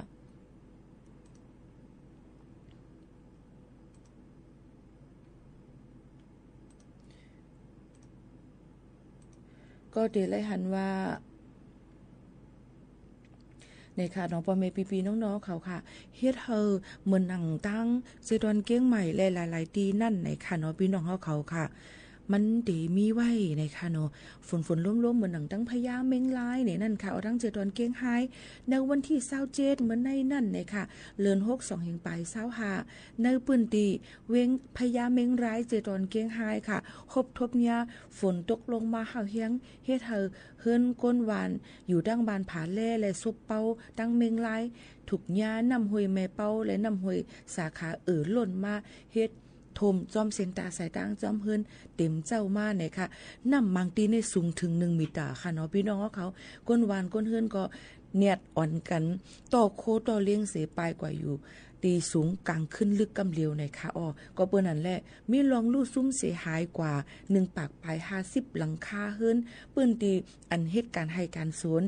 ถูกน้ำท่วมอยู่2 ปากไห้โรงเรียนบ้านผาแล่เนี่ยค่ะก็ลัดปืนเผาไว้ว่ากึดลือการเฮียนไว้ก่อนหนังฮือพอดีมีลองรถเพตอนตาลูอ่อนโรงเรียนเขาในนั่นค่ะเส้นตั้งหมางสายก็นำในมาน้องมาหลุบใส่เฮ็ดให้มันขาดมันก๋วยอ่ำจังกว่ามาหากันไล่ก็เปิ้นนั้นแลตั้งภายห้องการเฮกังแลรูล้อมต้วยถึงลองลอดเพเจตอนเก้งไฮและติดตามฝนเนี่ยค่ะจอมหนังข่าวเงาฟิงฟ้าราศีไว้ในปืนตีว่าตั้งอำเภอพญาเมงรายยังติมีฝนตกลงมาสืบมาแทงอยู่ในปืนตีแม่เป้าและตั้งตัดควันในนั่นค่ะก็ถือจังมีน้ำน้ำท่วมน้ำน้องไหลก็เปิ้นนั้นแลพ่อแม่พี่น้องเฮาเขาจะเจออันอยู่จอมอันเปิ้นเผาไว้นั่นถูกเลยอ่อนกันทางเฮียนต่อโคต่อเลี้ยงกว่าไว้อองตีมันหลอดเพในนั่นค่ะพี่น้องเฮาเขาอันนี้ก็เป็นข่าวเงาเกี่ยวกับไปลองนำกึ่งกลางท่วมน้องดังเก้งไฮดังเว้งพญาเม้งลายไหนค่ะมาฝากตอนจุดถึงพี่น้องเฮาเขาซึ่งหนังไหนค่ะพี่น้องเฮาเขาค่ะก็เปิ้นนั้นแลพี่น้องเขาอันถ่อไม่อยู่ดีตั้งลำปางและด้วยไลฟ์ไว้อยู่นะคะเฮาค่ะปืนปล่อยเสียงดีตั้งลำปางโฮมเป็นส่วนหนึ่งจอยกับสืบมือปันดีสวทลำปางค่ะเนาะดีตั้งสวทเพื่อการเรียนรู้และเตือนภัยภาคเหนือในนั่นค่ะ DAM 549นะคะเพราะว่าพี่น้องเขากับสืบกว่านี่ก็ลาดว่าถ่อมตั้งห้องปล่อยเสียงที่ AM 549ยอดถ่อมตั้ง AM 1476กิโลเฮิรตซ์นะคะก็กับสืบกว่าเปิ้นก็ได้มีซื้อโคปันตอนปันนั่นค่ะเนาะในนั้นค่ะยอก็ได้มีไลฟ์ข่าวยาม5โมงไป10 นาทีต่อถึง8 โมงต่อถึง6 โมงกลางค่ำนะคะที่เพจสถานีวิทยุเสียงกระจายเสียงแห่งประเทศไทยเพื่อการเรียนรู้และเตือนภัยภาคเหนือในค่ะAM 549ในนั่นค่ะยก็ตอบแบบสอบถามอันเปิ้นได้ต้องถามว่าชอมอยู่ที่แล้วตั้งเลยเปิ้นก็ได้มีโคตอนปันเป็นซื้อเป็นของโคตอนปันค่ะเนาะซื้อตั้งคงปล่อยเสียงในนั่นค่ะกับสืบกว่าและดีหมายโฟน054-019-844 054-019-844ในค่ะนี่ก็เป็นลองตั้งอันเนาะค่ะมาปืนเผาและโฮมอุบโอและตอนดาได้ไล่โคตอนตั้งห้องปล่อยเสียงซึ่งหนังไหนค่ะก็มาฝากตอนตู้ถึงพ่อแม่พี่ๆน้องๆเฮาเขาให้เลยยินถ่อมซ้อมกันซึ่งหนังไหนค่ะเมื่อกี้เฮาค่ะก็เลยลาดกว่าเกี่ยวกับไปลองข่าวเงาฝนล่มๆเหี่ยวในนั่นค่ะเนาะตั้งเกียงไฮหรือเสนั่นมาก ตั้งเซดวนเก้งใหม่ก็ฝนให้โหปักมันติตก 70% ค่ะเนาะพี่น้องเขาค่ะน้ำในนั่นค่ะยกติตกน้ำมังปื้นตีโหลเลยฟังกันไว้ลองโคกของเฮินเยลองป้ายอยู่ลีลองตีอยู่ด้านเซาอีกป้าดังตัวสัตว์และหมักเข้าเต้าน้ำอันเฮาค่ะผูกไว้นั่นในนั่นค่ะให้ฟังกันไว้ไก่เพก็หลูเลยไว้เพค่ะเนาะเอามาฝากตอนจุถึงปอแม่ปีน้องๆเขาเจ้าหนังในค่ะยก็ในค่ะในข้าวฝนในพี่น้องเขาหลูเลยฟังกันไว้เกี่ยวกับลุยลองเหมือนหนังว่าตั้งเป็นอันมาจอมข้าวฝนค่ะเนาะฟังกันไว้กู300,000เปิงเสกัมในนั้นฝากจนถึงพี่น้องเขาค่ะมาด้วยเทียงอันนึงในค่ะเมื่อว่านั่นได้เป็นวันสารคัดลองยาเมากำหลายตีหลายตั้งในนั้นค่ะเปิ้นก็คุกคนวนถึงเกี่ยวกับไปลองยาเมากำว่ามันเป็นพี่ให้ลุงนั่นสิแหละเปิ้นก็เอาอันที่ยอบแปดในนั่นค่ะเนาะอันที่ยอบระยาเมากำนั่นในค่ะเมืองหนังตั้งเมืองโฮมตุ้มเมียนมาเขานั่นในก็จุดเผาแปดยาเมากำต่างเงินดอลลาร์มอก300 ล้านในนั่นค่ะเมื่อวันที่26เดือน6 2แห่งปลาย25ตกเมียนเป็นวันเพียวม้วยสารคัดลองยาเมากำเมืองลุงฟ้าในแลที่เมืองโฮมตุ้มในอยู่ที่ของสีซึกมานแลสังจุ่มยิบกองกังเขาแลสังอ่อนกันเผาแปดยาเมากำเฮ็ดปางตานไข่ปันตั้งหู้ลองเพให้ลองยาเมากำในนั่นค่ะพี่น้องเขาจึงหนังในค่ะเนาะหลายตีหลายตั้งก็ว่ามันเป็นลองอันปันพ่อนลีดอนดาจัดปานก้นเฮาคาในนั่นก็เปิ้นก็ไหวพื้นแปดในหัวข้อตั้งเมืองจึงไทยว่าเรียกว่า stop drugs start power ในนั่นค่ะนี่ก็เป็นลองเฮกังแกะเคลองยาเมากำกู300,000เปิ้งในนั่นค่ะพี่น้องเขาค่ะเที่ยงอันนึงค่ะจุ้มจอยแถมแห่งการเมืองโฮมตุมเมียนมาเขาในนั่นค่ะก็ถูกกึดยึดการแปดในค่ะ1 ปาก80ก็ที่ชลบุรีแห่งการเมียนมาเขานั่นค่ะเนาะก็เปิ้นอะไรจุ้มจ่อยแถมแห่งการเขานั่นในก็ลาดว่าแห่งการหมอก1 ปาก80ก็นั่นอันเหตุการณ์ไว้อยู่ที่ห้องการสายไฟเก่าดีเจตวนชลบุรีจึงไทยย่ำเหลียวถึกกึดยึดการแปดหมดทบตั้งหยับไว้ในคาแห่งการก็ลาดว่าเสื้อเขาเลยเข้าเหตุการณ์ในห้องการในมีหมอก2 ปีต่อ8 ปีเย้าเสภายห้องการเขาลาดว่าพอถึงมาวันที่28เดือน8 2แห่งปลาย25ในเตปิกอึดโครงการเย่าในแลจังไรกึด8การปันก้นเหตุการณ์เขาหรือเซนั่นฝ่ายโครงการก็ปันเหตุการณ์เย่าเสก้าปันป้าเงินเลือนอันไรเหตุการณ์หรือ10วันนั้นเย่าก็ก้นเหตุการณ์เขาอ่อนกันเฮ็ดวัดสีของจ้อมปอเล่งแลต่อป้าอายุพาสปอร์ตเลยจ่ายเงินลงนาไว้ที่ปอเลี้ยงเขาเย่าเสเกี่ยวกับเลยลองในเสไปหันปอเลี้ยงห้องกันหับเอาปุนพรอีสังในค่ะพี่น้องเขาเฮียงการเมียนมาเขาเหตุการณ์ตีห้องการในมีมาปียาวข้าวหึงเย่าแลเลยทุบตั้งหยับผึดลองวัดลองไว้ลองกินลองย่ำแลคานเจอตาหากันเมื่ออยู่แลเลยอ่อนกันย้อนตั้งจอยแถมตีจุ้มจอยแถมเฮียงกันโฮมตูเมียนมา WAG เขาเมื่อวันที่24เดือน6 2แห่งปลาย25เซฝ่ายจุ้มจอยการเขาก็กว่าครบทบก้นเหตุการณ์เขาเสเลยฮับเอามูในว่าจึงหนังไหนค่ะพี่น้องเขาอันนี้ก็เป็นเกี่ยวกับเลยลองตั้งนาการในนั้นค่ะก็ถูกดีแล้วไว้ฟังกันไว้เพิ่มมีนาการก็รักษานาการตัวเจ้าเก่าไว้ลีหนังฮือบ่ได้ตุ้มเตอร์และตกการจึงหนังไหนค่ะอันนี้ก็เอามาฝากตอนจู้ถึงปอแม่ปีน้องๆเขาให้เลยยินถ่อมจ้อมกันในวันเหมือนในจึงหนังไหนค่ะหรือเฮาเจอถ่อมด้วยเพียงความมันหูถูกใจกันกว่าคณะพี่น้องเขาค่ะ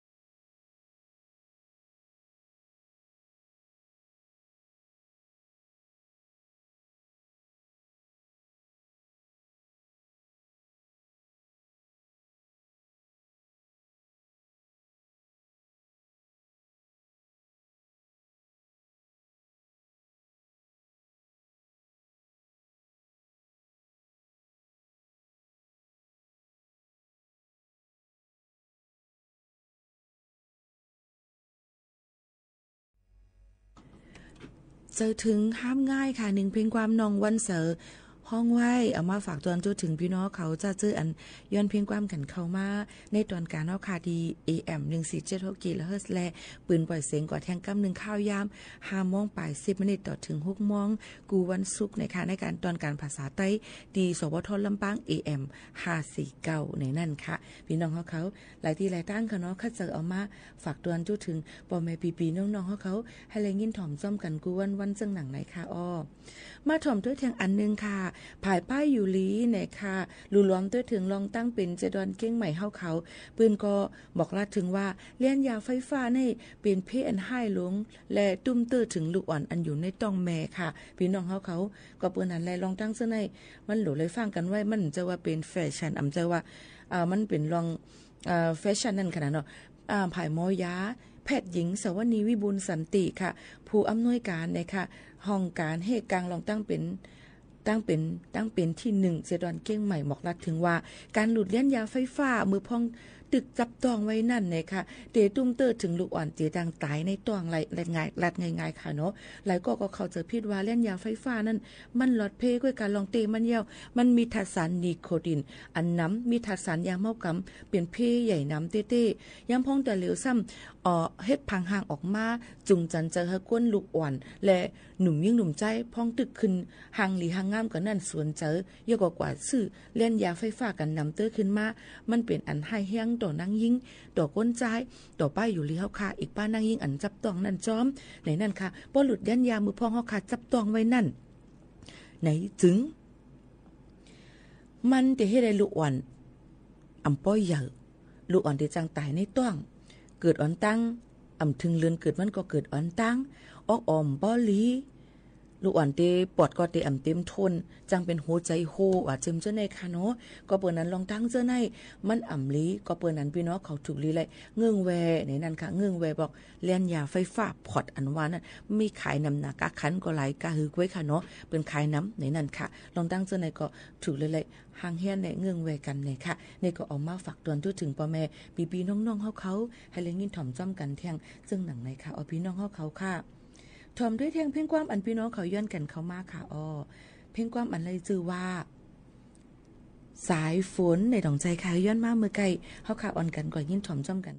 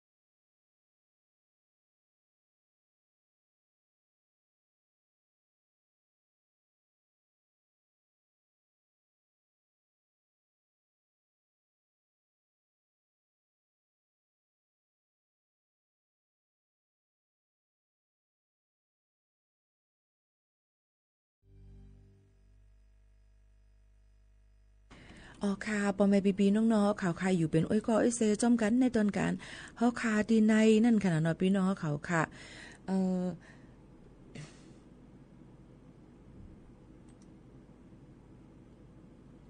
ครบทุกจอมกันเสในนั่นค่ะพี่น้องเขาก็อย่าลืมค่ะเนาะย่ำพ้องตาเหลียวในนั่นค่ะเปิ้นก็มีรองทางดีกดจัดกดท่าเท้าเฮียงเอามาได้เป็นรองวัดรองไหวพี่น้องเฮียงการยันเมืองเอามาได้เป็นเกี่ยวกับเลยลองว่ากว่ามาไปจอมเสียนตาสายตั้งลองรถกาเมาเยาเขารถฮอกา5เจิมจึงหนังไหนค่ะพี่น้องเขาถูกลีเลยไว้ฟังกันเยอะก็มออยู่มอกินกันวัดไว้เฮาคาเนี่ยก็เพราะว่าอาจารย์ซื้ออันอ่ำเตรียมทุนอ่ำมีเนี่ยก็มออยู่มอกินกว่าอันนี้ฝากฟังไว้ปันจึงหนังไหนค่ะเนาะยาก็จะเจออันว่าหลูเลยต่อในตาลิบนก็ตึกหางแย่นกันว่าอยู่ก้วยกาตั้งเบิ่งจึงไทยเปิ้นก็หย่อนย่านปันเฮาพี่น้องเขานั่นควักปันเข้าย่ำอยู่ไรต่อถึงปีในเซียงจึงหนังในค่ะเนาะย้อนปูว่าผายลุ่มพ้องต่างดั้งเมืองมานเขาไปเฮ็ดฮับเฮ็ดแทงนั่นค่ะเนาะก็เลยไปไว้ทาจึงหนังนั้นเพราะว่ามีข่าวเงาซึ่งหือมาแทงในก็ดีเอามาฝากปันให้เลยฮับผู้ให้เลยยินถ่อมจ้อมบ่แม่ปีๆน้องๆเขาให้เลยยินถ่อมจ้อมกันแทงจึงหนังในค่ะอ๋อค่ะเฮาคาลือคือลือใจถ่อมด้วยแทงเพียงความกันแทงลูกกวนคณะพี่น้องเฮาเขาค่ะ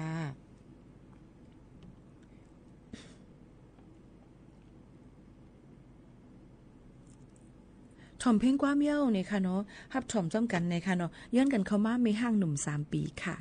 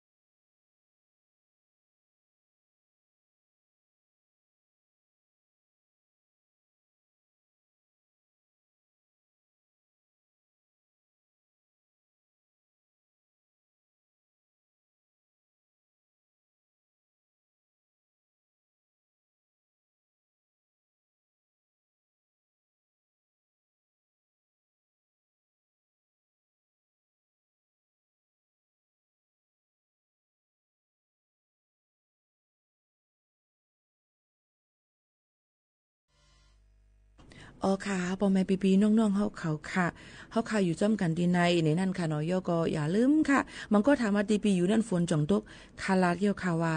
กูตีกูตั้งฝนได้จังตกโหปักมัน70ก็ได้เลยว่าใครว่าน้ำตกพองเหิดพองก็ธรรมดาก้อยกาตาเหลียวในถามว่าจ่องตกค่ะอำฮู้เอียนเปิ้ว่าใครอยู่ในห้องส่งค่ะเนาะตั้งนอกได้เป็นหือในกำต้องไว้ว่ากันแทงกำนึงจังหนังไหนค่ะบางทีก็น้ำทมน้ำนองเหี่ยวค่ะนะพี่น้องของเขาค่ะซึ่งหนังไหนค่ะก็ย้อนฝากไว้ปันพี่น้องของเขาจังหนังไหนค่ะ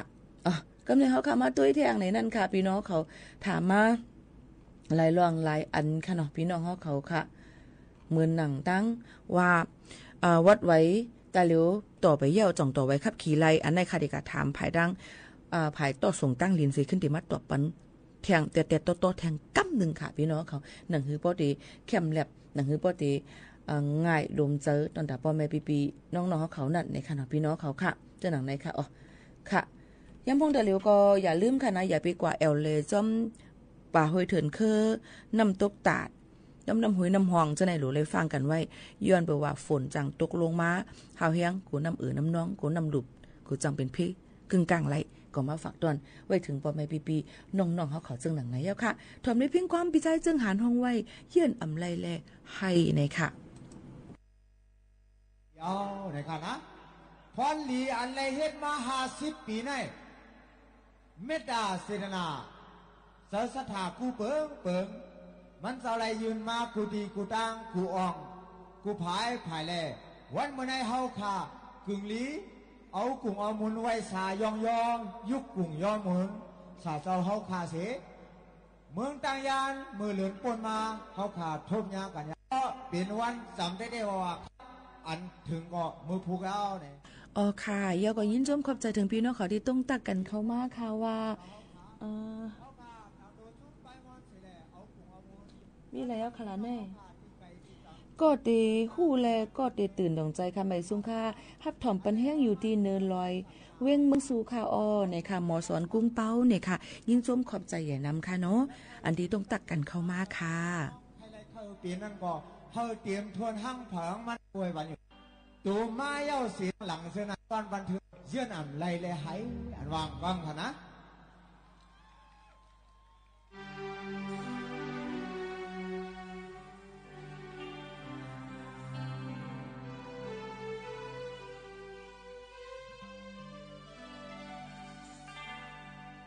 ถึงเขาไม่เอาน้องไม่อยู่เลยวันอื่นจางเสมอน้องไปกว่าไกลนั่นกำใจเคยทบน้องอยู่เยินยามนาปันใจแต่ไม่ใจ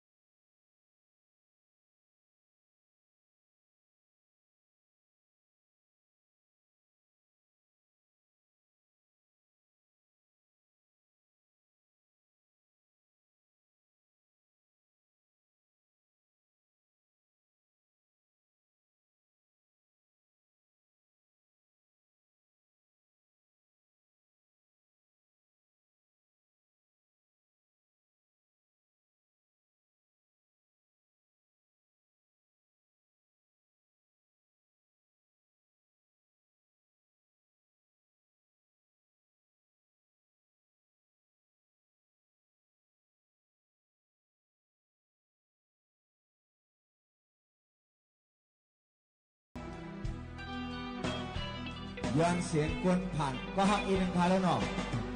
เอาค่ะผมชมค่ะ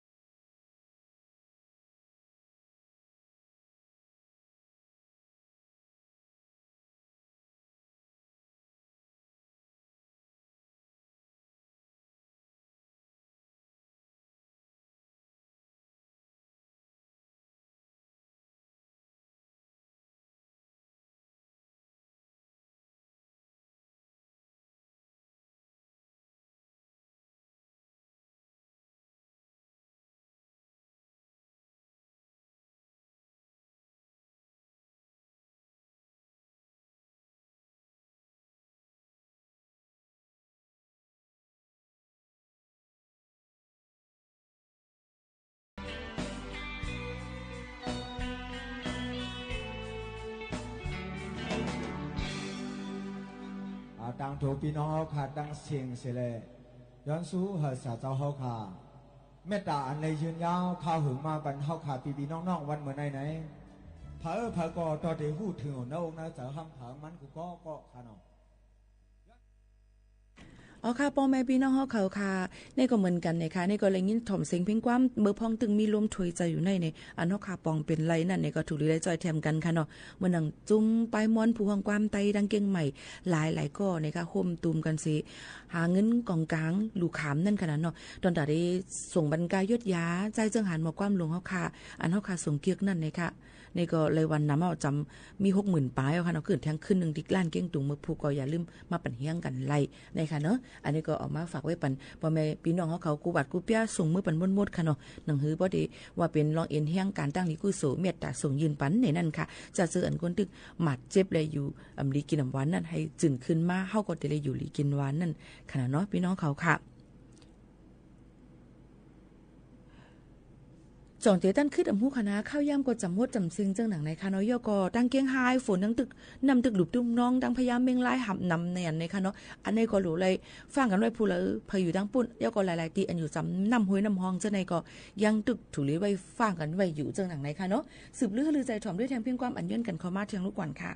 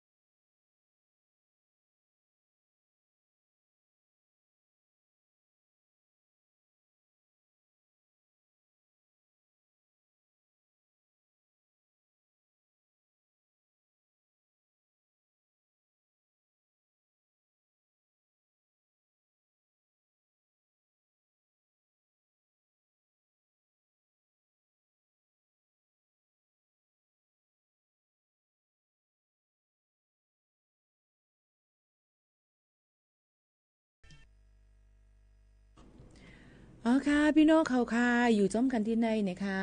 ในตอนการเนาะค่ะกูวันถอนไปตั้งเรดิโอออมล้ม AM 1476กิโลเฮิรตซ์ค่ะหัดถอนไปตั้งแฟนเพจ Facebook สบทเก้งใหม่ AM 1476กิโลเฮิรตซ์และด้วยผ่านหลายตีหลายตั้งไลฟ์เฮาค่ะซึ่งหนังไหนค่ะเนาะก็มาฝากตอนถึงพ่อแม่ปีน้องๆเฮาเขากูก็กูก้นนั่นยาวค่ะพี่น้องเฮาเขาค่ะก็มาฝากตอนถึงกันสิในนั้นค่ะเนาะพี่น้องเฮาเขาค่ะคำในเฮาค่ะถูกเลยฮู้ไว้ว่าเฮาค่ะใน1ปีในจ่องเลยกว่ารูล้อมด้วยถึงลองป้ายอยู่ลีเฮาค่ะค่ะก่อยยศยากว่ากดจัดด้วยป้ายอยู่ลีเฮาค่ะที่เอสุดมัน1ปี1ปอก1หือบ่ได้ยศยาให้คือตั้นนั่นในค่ะเนาะพี่น้องเขาค่ะก็เปิ้นอันแลข้าวในเป็นข้าวคิวอันที่ตั้งกินก่อนลึงเฮ็บก่อนน้ำกดจังกันย่าเฮ็บมือหลูเลยฟังกันไว้เดี๋ยวก็อย่าไปกินอันน้ำซุกอ่ำลิบมันเนี่ยค่ะดังฮือบ่ได้อ่ำตุ้มเตอป้ายอยู่ลีเฮาค่ะกดต้องกว่าต้องเฮเสียมเจอในค่ะเนาะเดี๋ยวก็ยุ่งค่ะยุ่งในเดี๋ยวจังว่าโคเฮาค่ะอีมอววีอย่างไว้ก็จังเฮ็ดแล้วค่ะเป็นตั้งเป็นไข้เลือดออกใครเป็นมาลาเรียกันไล่ตั้งเป็นตีนจ้างกันไล่เสียมเจอในค่ะเนาะตั้งเป็นตีนจ้างในซ้ำติลูกปฏิในยุ่งอันที่ในป่าเถินไม้เจอมันติอยู่ไว้ในตัวโกเนาะค่ะ 2-3 ปี2ก็ออกมาค่ะนี่มันจะวัดกึ่งกลางเป็นกำเหลียวในนั้นค่ะตาก้อยกาตาเหลียวในอ่ำป้อมมีตั้งเป็นตีนจ้างในยันบ่ว่าเปิ้นมียาให้กังมันนั่นขนาดไหนอันนี้ก็เป็นทางข่าวเงาอันนึงลองลีกูอันนะคะอันลีก็เอาอะไรมาก็แปดค่ะในตอนการเฮาค่ะที่ในสิมาอยู่เป็นก็เซพี่น้องเฮากูวันข่าวยาม 10:00 นถึง 11:00 นกลางในรายกลางค่ำเดี๋ยวก็ขอบใจถึงพี่น้องผู้ยินถ่อมเฮาเขากูก็ขอบใจถึงดังสบทลำปางนะคะAM 549ที่เอาลิงก์เฮาค่ะกับเปิดข่าวยาม 5:00 นไป 10 นาทีต่อถึง 6:00 นกูวันในนั้นค่ะเมื่อไหร่ผัดยันพี่น้องเขาเมื่อกว่าก่อนส่งขึ้นมาโฮมมาทุกจอมบ่แม่พี่น้องเขาแทงในตอนการเฮาค่ะที่ในค่ะเฮากูก็อยู่ลีกินหวานก้างอย่างพี่เขียนกันค่ะมื้อสุงค่ะ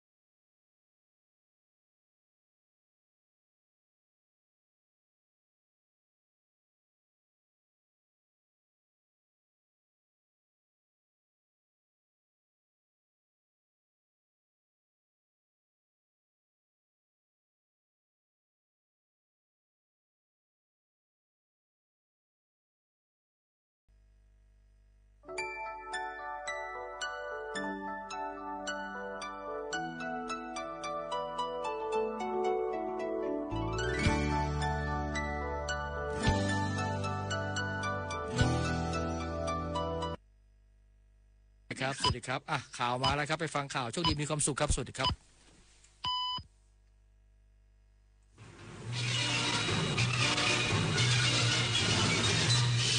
สถานีวิทยุกระจายเสียงแห่งประเทศไทยและเครือข่ายทั่วประเทศเสนอข่าวต้นชั่วโมงรู้เร็วรู้จริงเกาะติดทุกสถานการณ์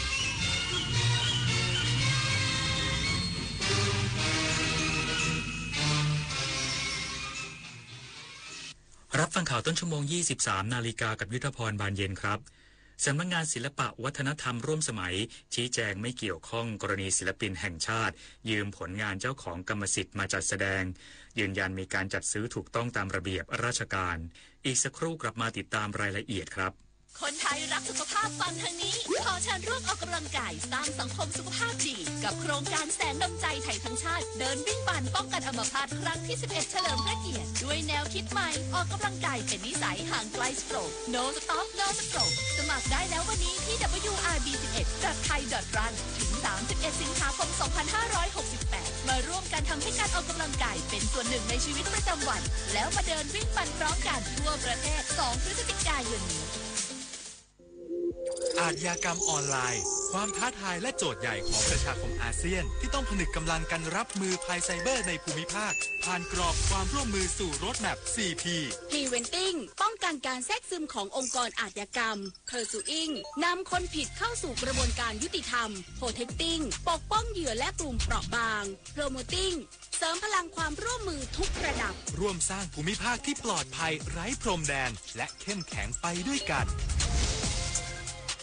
อายุเข้าเลข 6 แล้วจะเริ่มต้นอาชีพใหม่ได้ไหมนะได้สิครับผู้สูงอายุ 60 ปีขึ้นไปที่ยังมีไฟสามารถกู้ยืมเงินทุนประกอบอาชีพกับกองทุนผู้สูงอายุได้ไม่เกิน 30,000 บาทต่อคนหรือ 100,000 บาทต่อกลุ่มผ่อน 3 ปีไม่มีดอกเบี้ยพร้อมก้าวสู่การเริ่มต้นอีกครั้งอย่างมั่นคงดีจังเลยแบบนี้จะได้เปิดร้านเล็กๆอย่างที่ฝันไว้สักทีเงินทุนปลอดดอกเบี้ยกับกองทุนผู้สูงอายุสอบถามเพิ่มเติมได้ที่กรมกิจการผู้สูงอายุ 1300เยาวชนคือพลังสำคัญในการขับเคลื่อนอาเซียนไปข้างหน้าประเทศไทยพร้อมสนับสนุนเครือข่ายเยาวชนอาเซียนให้แข็งแรงเป็นมิตรและรวมพลังด้วยการสนับสนุนเครื่องมือดิจิทัลและพื้นที่ให้เยาวชนได้แสดงออกลงทุนในโครงการพัฒนาเยาวชนสนับสนุนความร่วมมือข้ามพรมแดนและส่งเสริมการเข้าถึงการศึกษาทักษะสำหรับอนาคตอย่างเท่าเทียมเยาวชนอาเซียนคือพลังสร้างอนาคตสำนักงานศิลปะวัฒนธรรมร่วมสมัยชี้แจงไม่เกี่ยวข้องกรณีศิลปินแห่งชาติยืมผลงานเจ้าของกรรมสิทธิ์มาจัดแสดงแล้วขายต่อให้กระทรวงวัฒนธรรมยืนยันมีการจัดซื้อถูกต้องตามระเบียบราชการนางเกษรกำเนิดเพชรรองผู้อำนวยการสำนักงานศิลปะวัฒนธรรมร่วมสมัยเปิดเผยว่าตามที่ปรากฏข่าวทางสื่อออนไลน์มีศิลปินแห่งชาติยืมผลงานศิลปะไปจัดแสดงแต่เอาไปขายให้กระทรวงวัฒนธรรมจากการตรวจสอบพบว่าเมื่อปี 2554 ได้จัดซื้อผลงานศิลปะพระพุทธบาท 2522 ลอร์ดบูดาฟุตปิ้น 1979 จากศิลปินแห่งชาติท่านหนึ่งตามโครงการจัดหาผลงานศิลปะวัฒนธรรมร่วมสมัยเพื่อเก็บรักษาเป็นสมบัติของชาติผ่านกระบวนการจัดซื้อมีเอกสารหลักฐานการซื้อขายอย่างถูกต้องเป็นไปตามกฎระเบียบของทางราชการต่อมาในปี 2566 ได้มีบุคคลที่เป็นเจ้าของผลงานส่งหนังสือถึงรัฐมนตรีว่าการกระทรวงวัฒนธรรมให้ตรวจสอบผลงานที่จะแสดงอยู่ที่กระทรวงวัฒนธรรมเป็นผลงานชิ้นเดียวกับที่ตนเองซื้อไว้หรือไม่จึงได้มีการตั้งคณะกรรมการตรวจสอบข้อเท็จจริงและชี้แจงไปยังผู้ร้องเรียนว่าได้จัดซื้อผลงานไว้ตามระเบียบไปแล้วขอยืนยันอีกครั้งว่าการจัดซื้อผลงานศิลปะดังกล่าวมีคณะกรรมการพิจารณาทุกขั้นตอนและมีกระบวนการดำเนินการที่ชัดเจนโปร่งใสส่วนกรณีที่มีผู้อ้างสิทธิ์ว่าเป็นเจ้าของกรรมสิทธิ์ในผลงานศิลปะดังกล่าวนั้นเป็นเรื่องของคู่กรณีทั้งสองฝ่ายที่จะต้องดำเนินการหาข้อยุติมาริชโยรายงานเลขาธิการคณะกรรมการป้องกันและปราบปรามการทุจริตแห่งชาติเยี่ยมชมนิคมอุตสาหกรรมอมตะซิตี้ชลบุรียกเป็นต้นแบบนิคมโปร่งใสในการสนับสนุนความร่วมมือป้องกันการทุจริต นายสาโรจน์ พึกษ์ กำพันธ์เลขาธิการคณะกรรมการป้องกันและปราบปรามการทุจริตแห่งชาติหรือปปช.กล่าวภายหลังการเยี่ยมชมนิคมอุตสาหกรรมอมตะซิตี้ชลบุรีว่าการลงพื้นที่ในครั้งนี้ถือเป็นโอกาสอันดีที่คณะผู้บริหารปปช.และสื่อมวลชนได้เข้ามาศึกษารูปแบบการดำเนินงานของภาคอุตสาหกรรมภาครัฐภาคเอกชนและภาคประชาสังคมภายในนิคมอมตะซิตี้ซึ่งหนึ่งในประเด็นสำคัญที่ต้องการติดตามคือเรื่องความโปร่งใสในการให้บริการจุดอนุญาตและอนุมัติที่เป็นจุดอ่อนไปสู่ปัญหาการทุจริตโดยเฉพาะในมิติของดัชนีการรับรู้การทุจริตหรือ CPI อมตะซิตี้มีรูปแบบการให้บริการแบบครบวงจรทั้งต่อภาคธุรกิจและประชาชนทั่วไป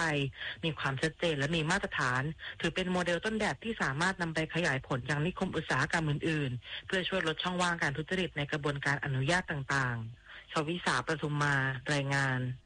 เกษตรจังหวัดเชียงใหม่ยกระดับการผลิตอะโวคาโดคุณภาพสร้างรายได้ให้เกษตรกรอย่างยั่งยืนนายเจริญพิมพ์ขานเกษตรจังหวัดเชียงใหม่เปิดเผยว่ากลุ่มส่งเสริมและพัฒนาการผลิตสำนักงานเกษตรจังหวัดเชียงใหม่ร่วมกับคณะเกษตรศาสตร์มหาวิทยาลัยเชียงใหม่จัดการอบรมยกระดับการผลิตอะโวคาโดคุณภาพและเพิ่มขีดความสามารถในการแข่งขันภายใต้โครงการยกระดับสินค้าเกษตรมูลค่าสูงสู่การเป็นเมืองสุขภาพระดับโลกเพื่อพัฒนาเกษตรกรให้เข้าสู่มาตรฐานสินค้าปลอดภัยหรือ GAP จังหวัดเชียงใหม่เป็นแหล่งผลิตอะโวคาโดอันดับหนึ่งของภาคเหนือถือเป็นพืชเศรษฐกิจของจังหวัดเชียงใหม่ที่นิยมมากของผู้บริโภคเนื่องจากเป็นผลไม้เพื่อสุขภาพที่มีคุณค่าทางโภชนาการสูงช่วยป้องกันการเกิดโรคมะเร็งโรคหัวใจและหลอดเลือดและโรคเบาหวานอีกทั้งตลาดยังมีความต้องการต่อเนื่องหากเกษตรกรได้รับการถ่ายทอดองค์ความรู้ในการยกระดับการผลิตอะโวคาโดให้ได้มาตรฐานและมีคุณภาพตรงตามความต้องการของตลาดและมีผลผลิตออกสู่ตลาดตลอดทั้งปีจะสามารถสร้างรายได้ให้แก่เกษตรกรอย่างยั่งยืนคมสันต์ คำวงศ์ทีมข่าวสวท.เชียงใหม่รายงานจบข่าวยุทธพรบานเย็นอ่านรับฟังข่าวครั้งต่อไปเวลา 6 นาฬิกาครับติดตามข่าวที่นำเสนอไปแล้วได้ที่ www.thainews.prd.go.th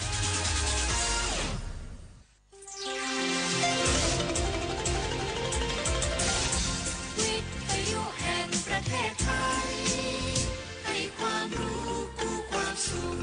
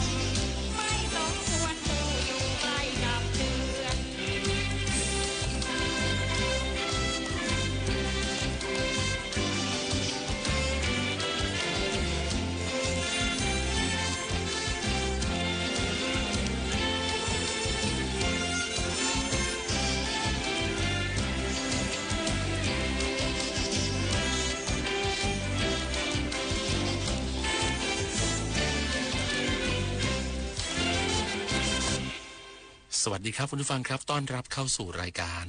เพลงประทับใจกับผมเอกพงษ์นพสกุลครับมาพร้อมกับเพลงเพราะๆที่เลือกมาฝากกันก่อนนอน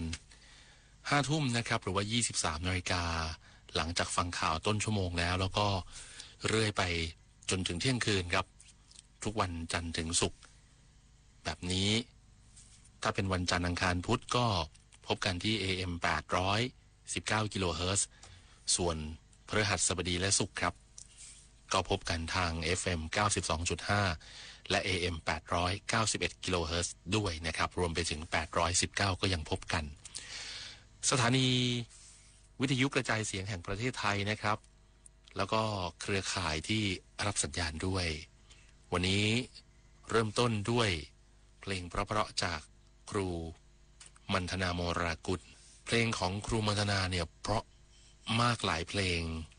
แล้วก็มีคนอยากฟังหลายคนนะครับผมก็เลยเลือกมาฝากกันใน2เพลงแรกเลยบัวกลางบึงนะครับ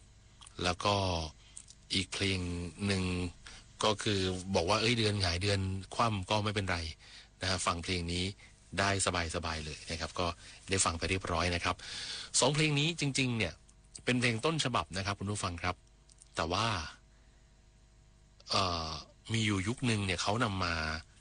ใส่ดนตรีใหม่ลงไปให้แน่นให้มีความแน่นขึ้นนะครับเรียกว่าเล่นดนตรีทับกับเพลงเก่าโดยที่โน้ตทุกอย่างเนี่ยเหมือนกับต้นฉบับเลยเพียงแต่ว่ามาเอาความทันสมัยใส่เข้าไปสุนทรภรณ์อัลบั้มเข็มทองนะครับคำว่าเข็มเนี่ยน่าจะหมายถึงแผ่นเสียงเครื่องเล่นแผ่นเสียงมันจะมีเข็มอยู่นะผมไม่รู้ว่าเข็มในที่นี้หมายความว่าอย่างไรแต่ว่าจริงๆผมมีอยู่แค่2อัลบั้มนะครับเป็นของครูมัทนาแล้วก็ครูวินัยจุลบุษปะแต่ว่าจริงๆเนี่ยเขาทำมาเยอะมากนะครับแต่ว่ายังหามาไม่ครบถ้าฟังดีแล้วนี่มันก็เป็นเพลงต้นฉบับนี่แหละแต่ว่าถูกนำมาทำดนตรีใหม่เล่นทับเข้าไปเพื่อที่จะให้แน่นขึ้นนะครับวันนี้ก็เลยมีโอกาสหยิบมาฝากกันว่าไปแล้วอีกศิลปินหนึ่งก็คือวินัยจุลบุษปะนะฮะพรหมลิขิตที่จะหยิบมาให้ฟังต่อไปแล้วก็ยามจน2เพลงนี้ในอัลบั้มเข็มทองเช่นเดียวกันนะครับไปฟังกันเลยครับ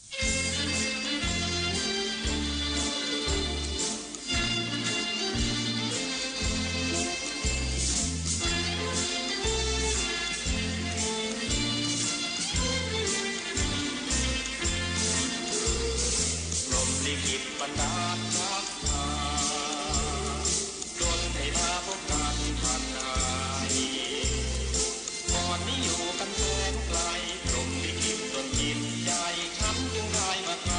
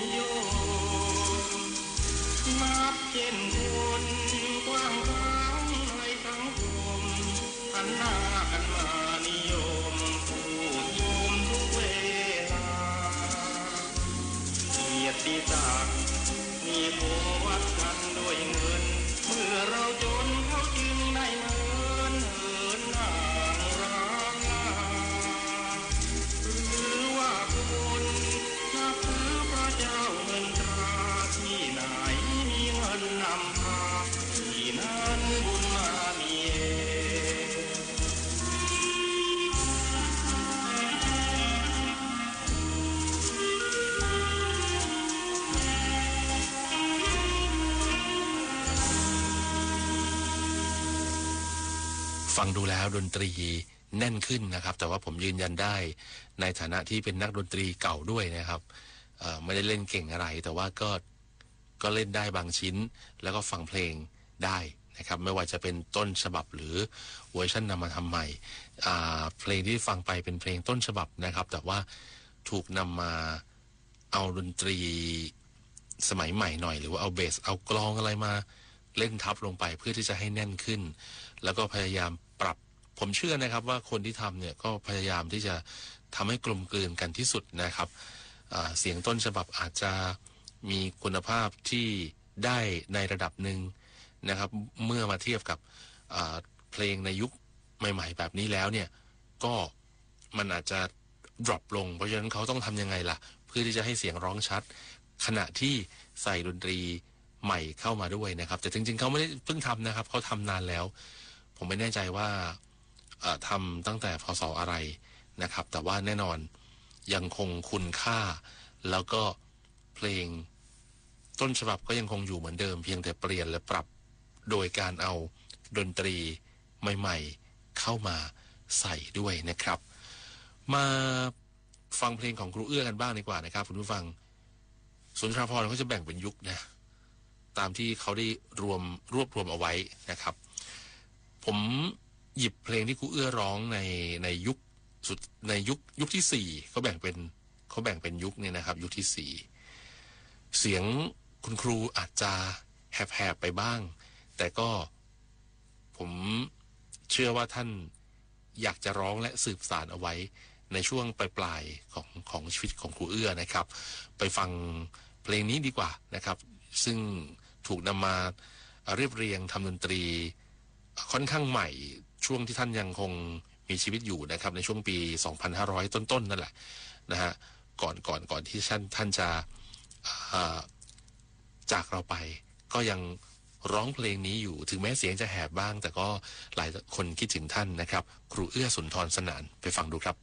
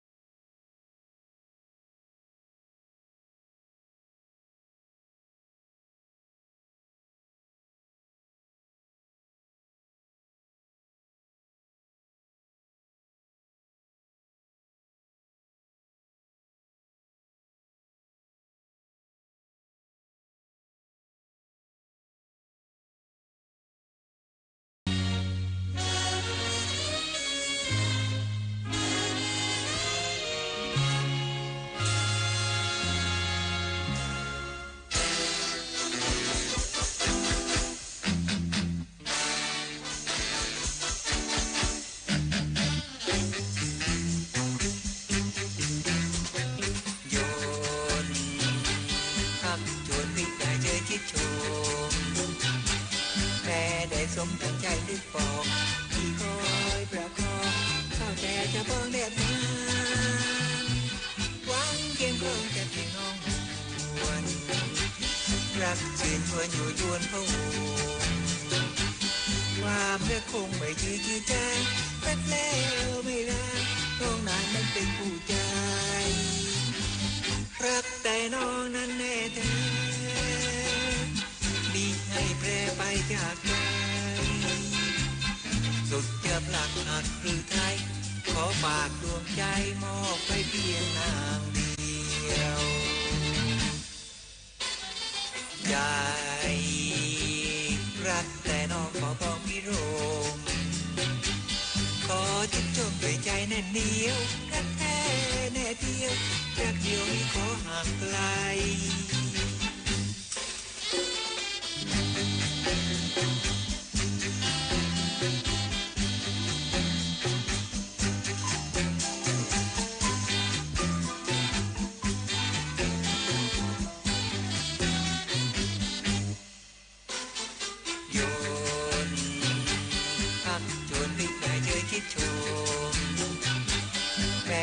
สมดังใจนึกปอกที่คอยประคองเข้าแต่จะบ้องแดดน้ำหวังเพียงคงจะเพียงน้องหวนรักชื่นชวนอยู่ยวนพะวงความเลือกคงไม่จืดจางรักแล้วไม่รักน้องนั้นมันเป็นผู้ใจรักแต่น้องนั้นแน่แท้มีให้แปรไปจากใจสุดจะกลากหักหรือไทยขอฝากดวงใจมอบไปเพียงนางเดียวใจรักแต่น้องขอบอกพี่โรมขอจุดจบด้วยใจแน่นเหนียวรักแท้แน่เดียวรักเดียวไม่ขอห่างไกล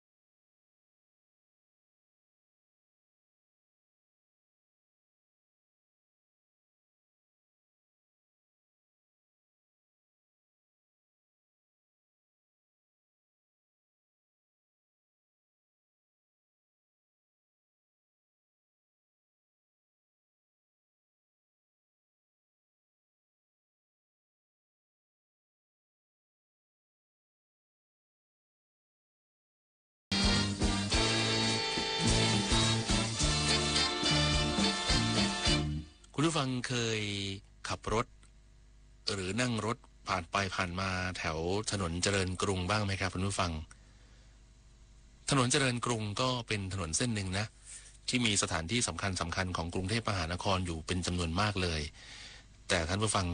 ทราบไหมครับว่าปัจจุบันถนนเจริญกรุงนั้นครบ100 ปีแล้วนะครับคุณผู้ฟังเพราะฉะนั้นถนนเจริญกรุงมีที่มาที่ไปอย่างไรทำไมอยู่ได้มาถึง100 ปีแล้วถนนเส้นอื่นล่ะมีมากี่ปีแล้วอย่างไรวันนี้เราไปรู้จักถนนเจริญกรุงกันดีกว่านะครับว่าที่มาเป็นยังไงในช่วงของชื่นชมนิยมไทยโดยคุณกนิษฐายิ้มดีครับ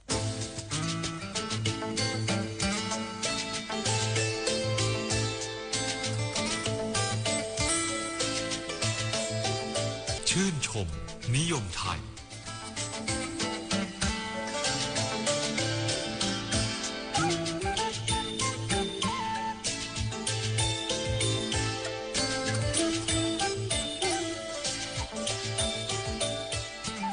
สวัสดีค่ะ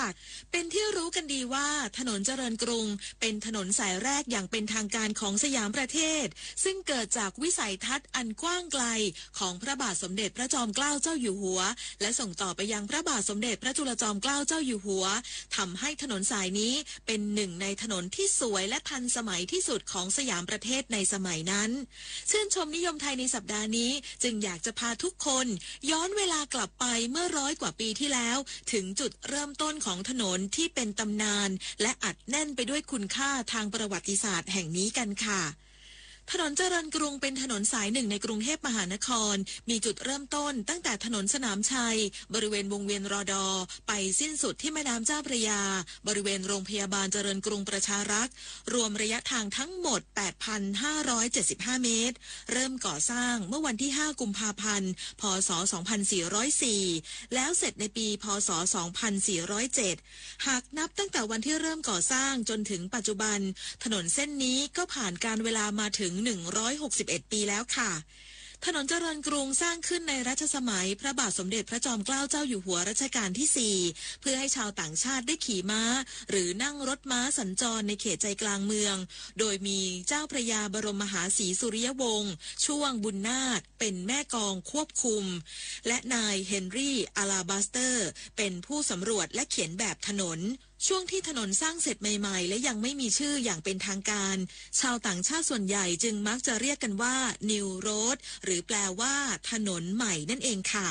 ต่อมาพระบาทสมเด็จพระจอมเกล้าเจ้าอยู่หัวจึงโปรดเกล้าโปรดกระหม่อมพระราชทานนามว่าถนนเจริญกรุงซึ่งหมายถึงความเจริญรุ่งเรืองของบ้านเมือง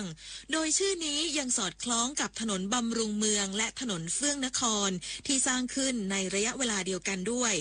ความพิเศษของถนนเจริญกรุงอยู่ที่วิธีการก่อสร้างแบบตะวันตกที่ได้รับมาจากประเทศอังกฤษต่างจากถนนในอดีตที่เป็นถนนดินมีลักษณะแคบและสั้นอีกทั้งยังมีฝุ่นฟุ้งหากเป็นช่วงฤดูฝนก็จะเฉอะแฉะจนสัญจรไปมาแทบไม่ได้ถนนเจริญกรุงในช่วงแรกสร้างขึ้นด้วยการปูอิฐเป็นลายก้างปลาโดยนำสันขึ้นจากนั้นจึงใช้ทรายหรือดินอัดพื้นให้แน่นแต่วิธีการนี้เป็นวิธีการที่ไม่ดีนักเพราะทำให้ถนนไม่เรียบเสมอกันส่งผลให้ใช้งานไม่สะดวกมากนักต่อมาในสมัยพระบาทสมเด็จพระจุลจอมเกล้าเจ้าอยู่หัวรัชกาลที่5ได้มีการปรับถนนให้สูงขึ้นโดยใช้กุลีจีนขนดินมาปรับถนนและใช้ควายหรือช้างมาย่ำให้แน่นแต่หลังจากเทคโนโลยีจากตะวันตกเข้ามาในสยามประเทศก็เริ่มใช้วิธีการสร้างถนนแบบประเทศอังกฤษค่ะโดยปรับผิวดินให้เรียบวางหินขนาดใหญ่เป็นตัวรับน้ำหนักและใช้รถบดขนาด 2-4 ตันทับให้เรียบสำหรับการก่อสร้างถนนเจริญกรุงแบ่งออกเป็น2 ตอนได้แก่ถนนเจริญกรุงตอนนอกหรือตอนใต้กว้าง10 เมตรหรือเทียบเท่าถนน4 เลนเริ่มต้นที่คลองรอบกรุงบริเวณประตู3 ยอดตัดกับถนนตรงต่อไปยังคลองพดุงกรุงเกษมจนไปสุดที่ดาวคะนองโดยถนนเส้นนี้มีชื่ออีกหนึ่งว่าถนนตกเนื่องจากจุดสิ้นสุดอยู่บริเวณแม่น้ำเจ้าพระยานั่นเองค่ะ อีกส่วนหนึ่งนั่นก็คือถนนเจริญกรุงตอนในค่ะเริ่มต้นสร้างในปีพ.ศ. 2505เริ่มต้นที่ท้ายพระบรมมหาราชวังตรงไปยังประตู3ยอดและเชื่อมต่อกับถนนเจริญกรุงตอนนอกบริเวณสะพานดำรงสถิตโดยมีเจ้าพระยายมราชครุฑเป็นแม่กองและพระยาบรรหารบริรักษ์สุนเป็นนายงานรับผิดชอบการก่อสร้างในช่วงรัชสมัยรัชกาลที่5บ้านเมืองเจริญมากยิ่งขึ้นแล้วก็ได้มีการสร้างตึกแถวที่ได้แบบอย่างจากประเทศสิงคโปร์ซึ่งตึกแถวบางตึกก็ยังคงปรากฏอยู่จนถึงปัจจุบันจุดเด่นของตึกแถวริมถนนเจริญกรุงไม่ได้มีเพียงรูปแบบเดียวกับประเทศสิงคโปร์เท่านั้นแต่ยังประดับด้วยโคมไฟโดยใช้ตะเกียงน้ำมันเป็นหลักก่อนจะเปลี่ยนเป็นแก๊สและสุดท้ายก็เปลี่ยนเป็นไฟฟ้าและอีกสิ่งหนึ่งที่จะไม่พูดถึงไม่ได้โดยเด็ดขาดเมื่อกล่าวถึงถนนเจริญกรุงก็คือรถรางค่ะโดยรถรางบนถนนเจริญกรุงนั้นเริ่มใช้งานเป็นครั้งแรกเมื่อวันที่17มีนาคมพ.ศ. 2407หลังจากสร้างถนนเสร็จไม่นานและเป็นที่นิยมของผู้คนในสมัยนั้นเนื่องจากเดินทางได้สะดวกและเข้าสู่เขตเมืองได้ง่ายหลังจากใช้งานได้ไม่นานถนนเจริญกรุงก็เริ่มทรุดโทรมอย่างรวดเร็วจนกระทั่งปีพ.ศ. 2430ในจอห์น ลอฟตัสชาวเดนมาร์กจึงได้ขออนุญาตรัฐบาลในสมัยนั้นทำสัมปทานการรถรางขึ้นและเริ่มต้นเดินรถอย่างเป็นทางการเมื่อวันที่22กุมภาพันธ์พ.ศ. 2431โดยใช้ม้าลากรถไปตามรางมีเส้นทางระหว่างพระบรมมหาราชวังบริเวณศาลหลักเมืองไปจนถึงอู่ฝรั่งหรือบริษัทอู่กรุงเทพจากนั้นเป็นต้นมาถนนเจริญกรุงก็เป็นถนนเส้นสำคัญที่เชื่อมต่อพื้นที่ภายในกรุงเทพออกสู่แม่น้ำเจ้าพระยาจึงได้มีการขยายพื้นผิวจราจรและเปลี่ยนมาเป็นการเทคอนกรีตและลาดยางเพื่อใช้เป็นเส้นทางคมนาคมจนถึงปัจจุบันนี้ค่ะปัจจุบันถนนเจริญกรุงกินพื้นที่ทั้งหมด6เขตด้วยกันได้แก่เขตพระนครเขตป้อมปราบศัตรูพ่ายเขตสัมพันธวงศ์เขตบางรักเขตสาทรและเขตบางคอแหลมตัดผ่านพื้นที่สำคัญต่างๆในกรุงเทพเช่นเยาวราชพหุรัตน์วังบูรพาศรีพระยาบางรักและสาทรซึ่งแต่ละพื้นที่ก็เป็นสถานที่เก่าแก่และเป็นย่านธุรกิจที่สำคัญของกรุงเทพทั้งสิ้นหากใครที่ต้องการศึกษาประวัติศาสตร์ทั้งทางด้านเศรษฐกิจสังคมและวัฒนธรรมถนนเจริญกรุงก็ถือเป็นถนนสายหนึ่งที่อัดแน่นไปด้วยเรื่องราวที่น่าสนใจรอให้ทุกคนได้เข้าไปเรียนรู้และย้อนรำลึกถึงวันวานอันสวยงามของกรุงเทพมหานครค่ะและนี่คือเรื่องราวของถนนเจริญกรุงที่ดิฉันคณิษฐายิ้มดีนำมาฝากคุณผู้ฟังนะคะหมดเวลาของชื่นชมนิยมไทยในสัปดาห์นี้แล้วนะคะกลับมาพบกันใหม่ในสัปดาห์หน้าสำหรับสัปดาห์นี้ลาไปแล้วสวัสดีค่ะ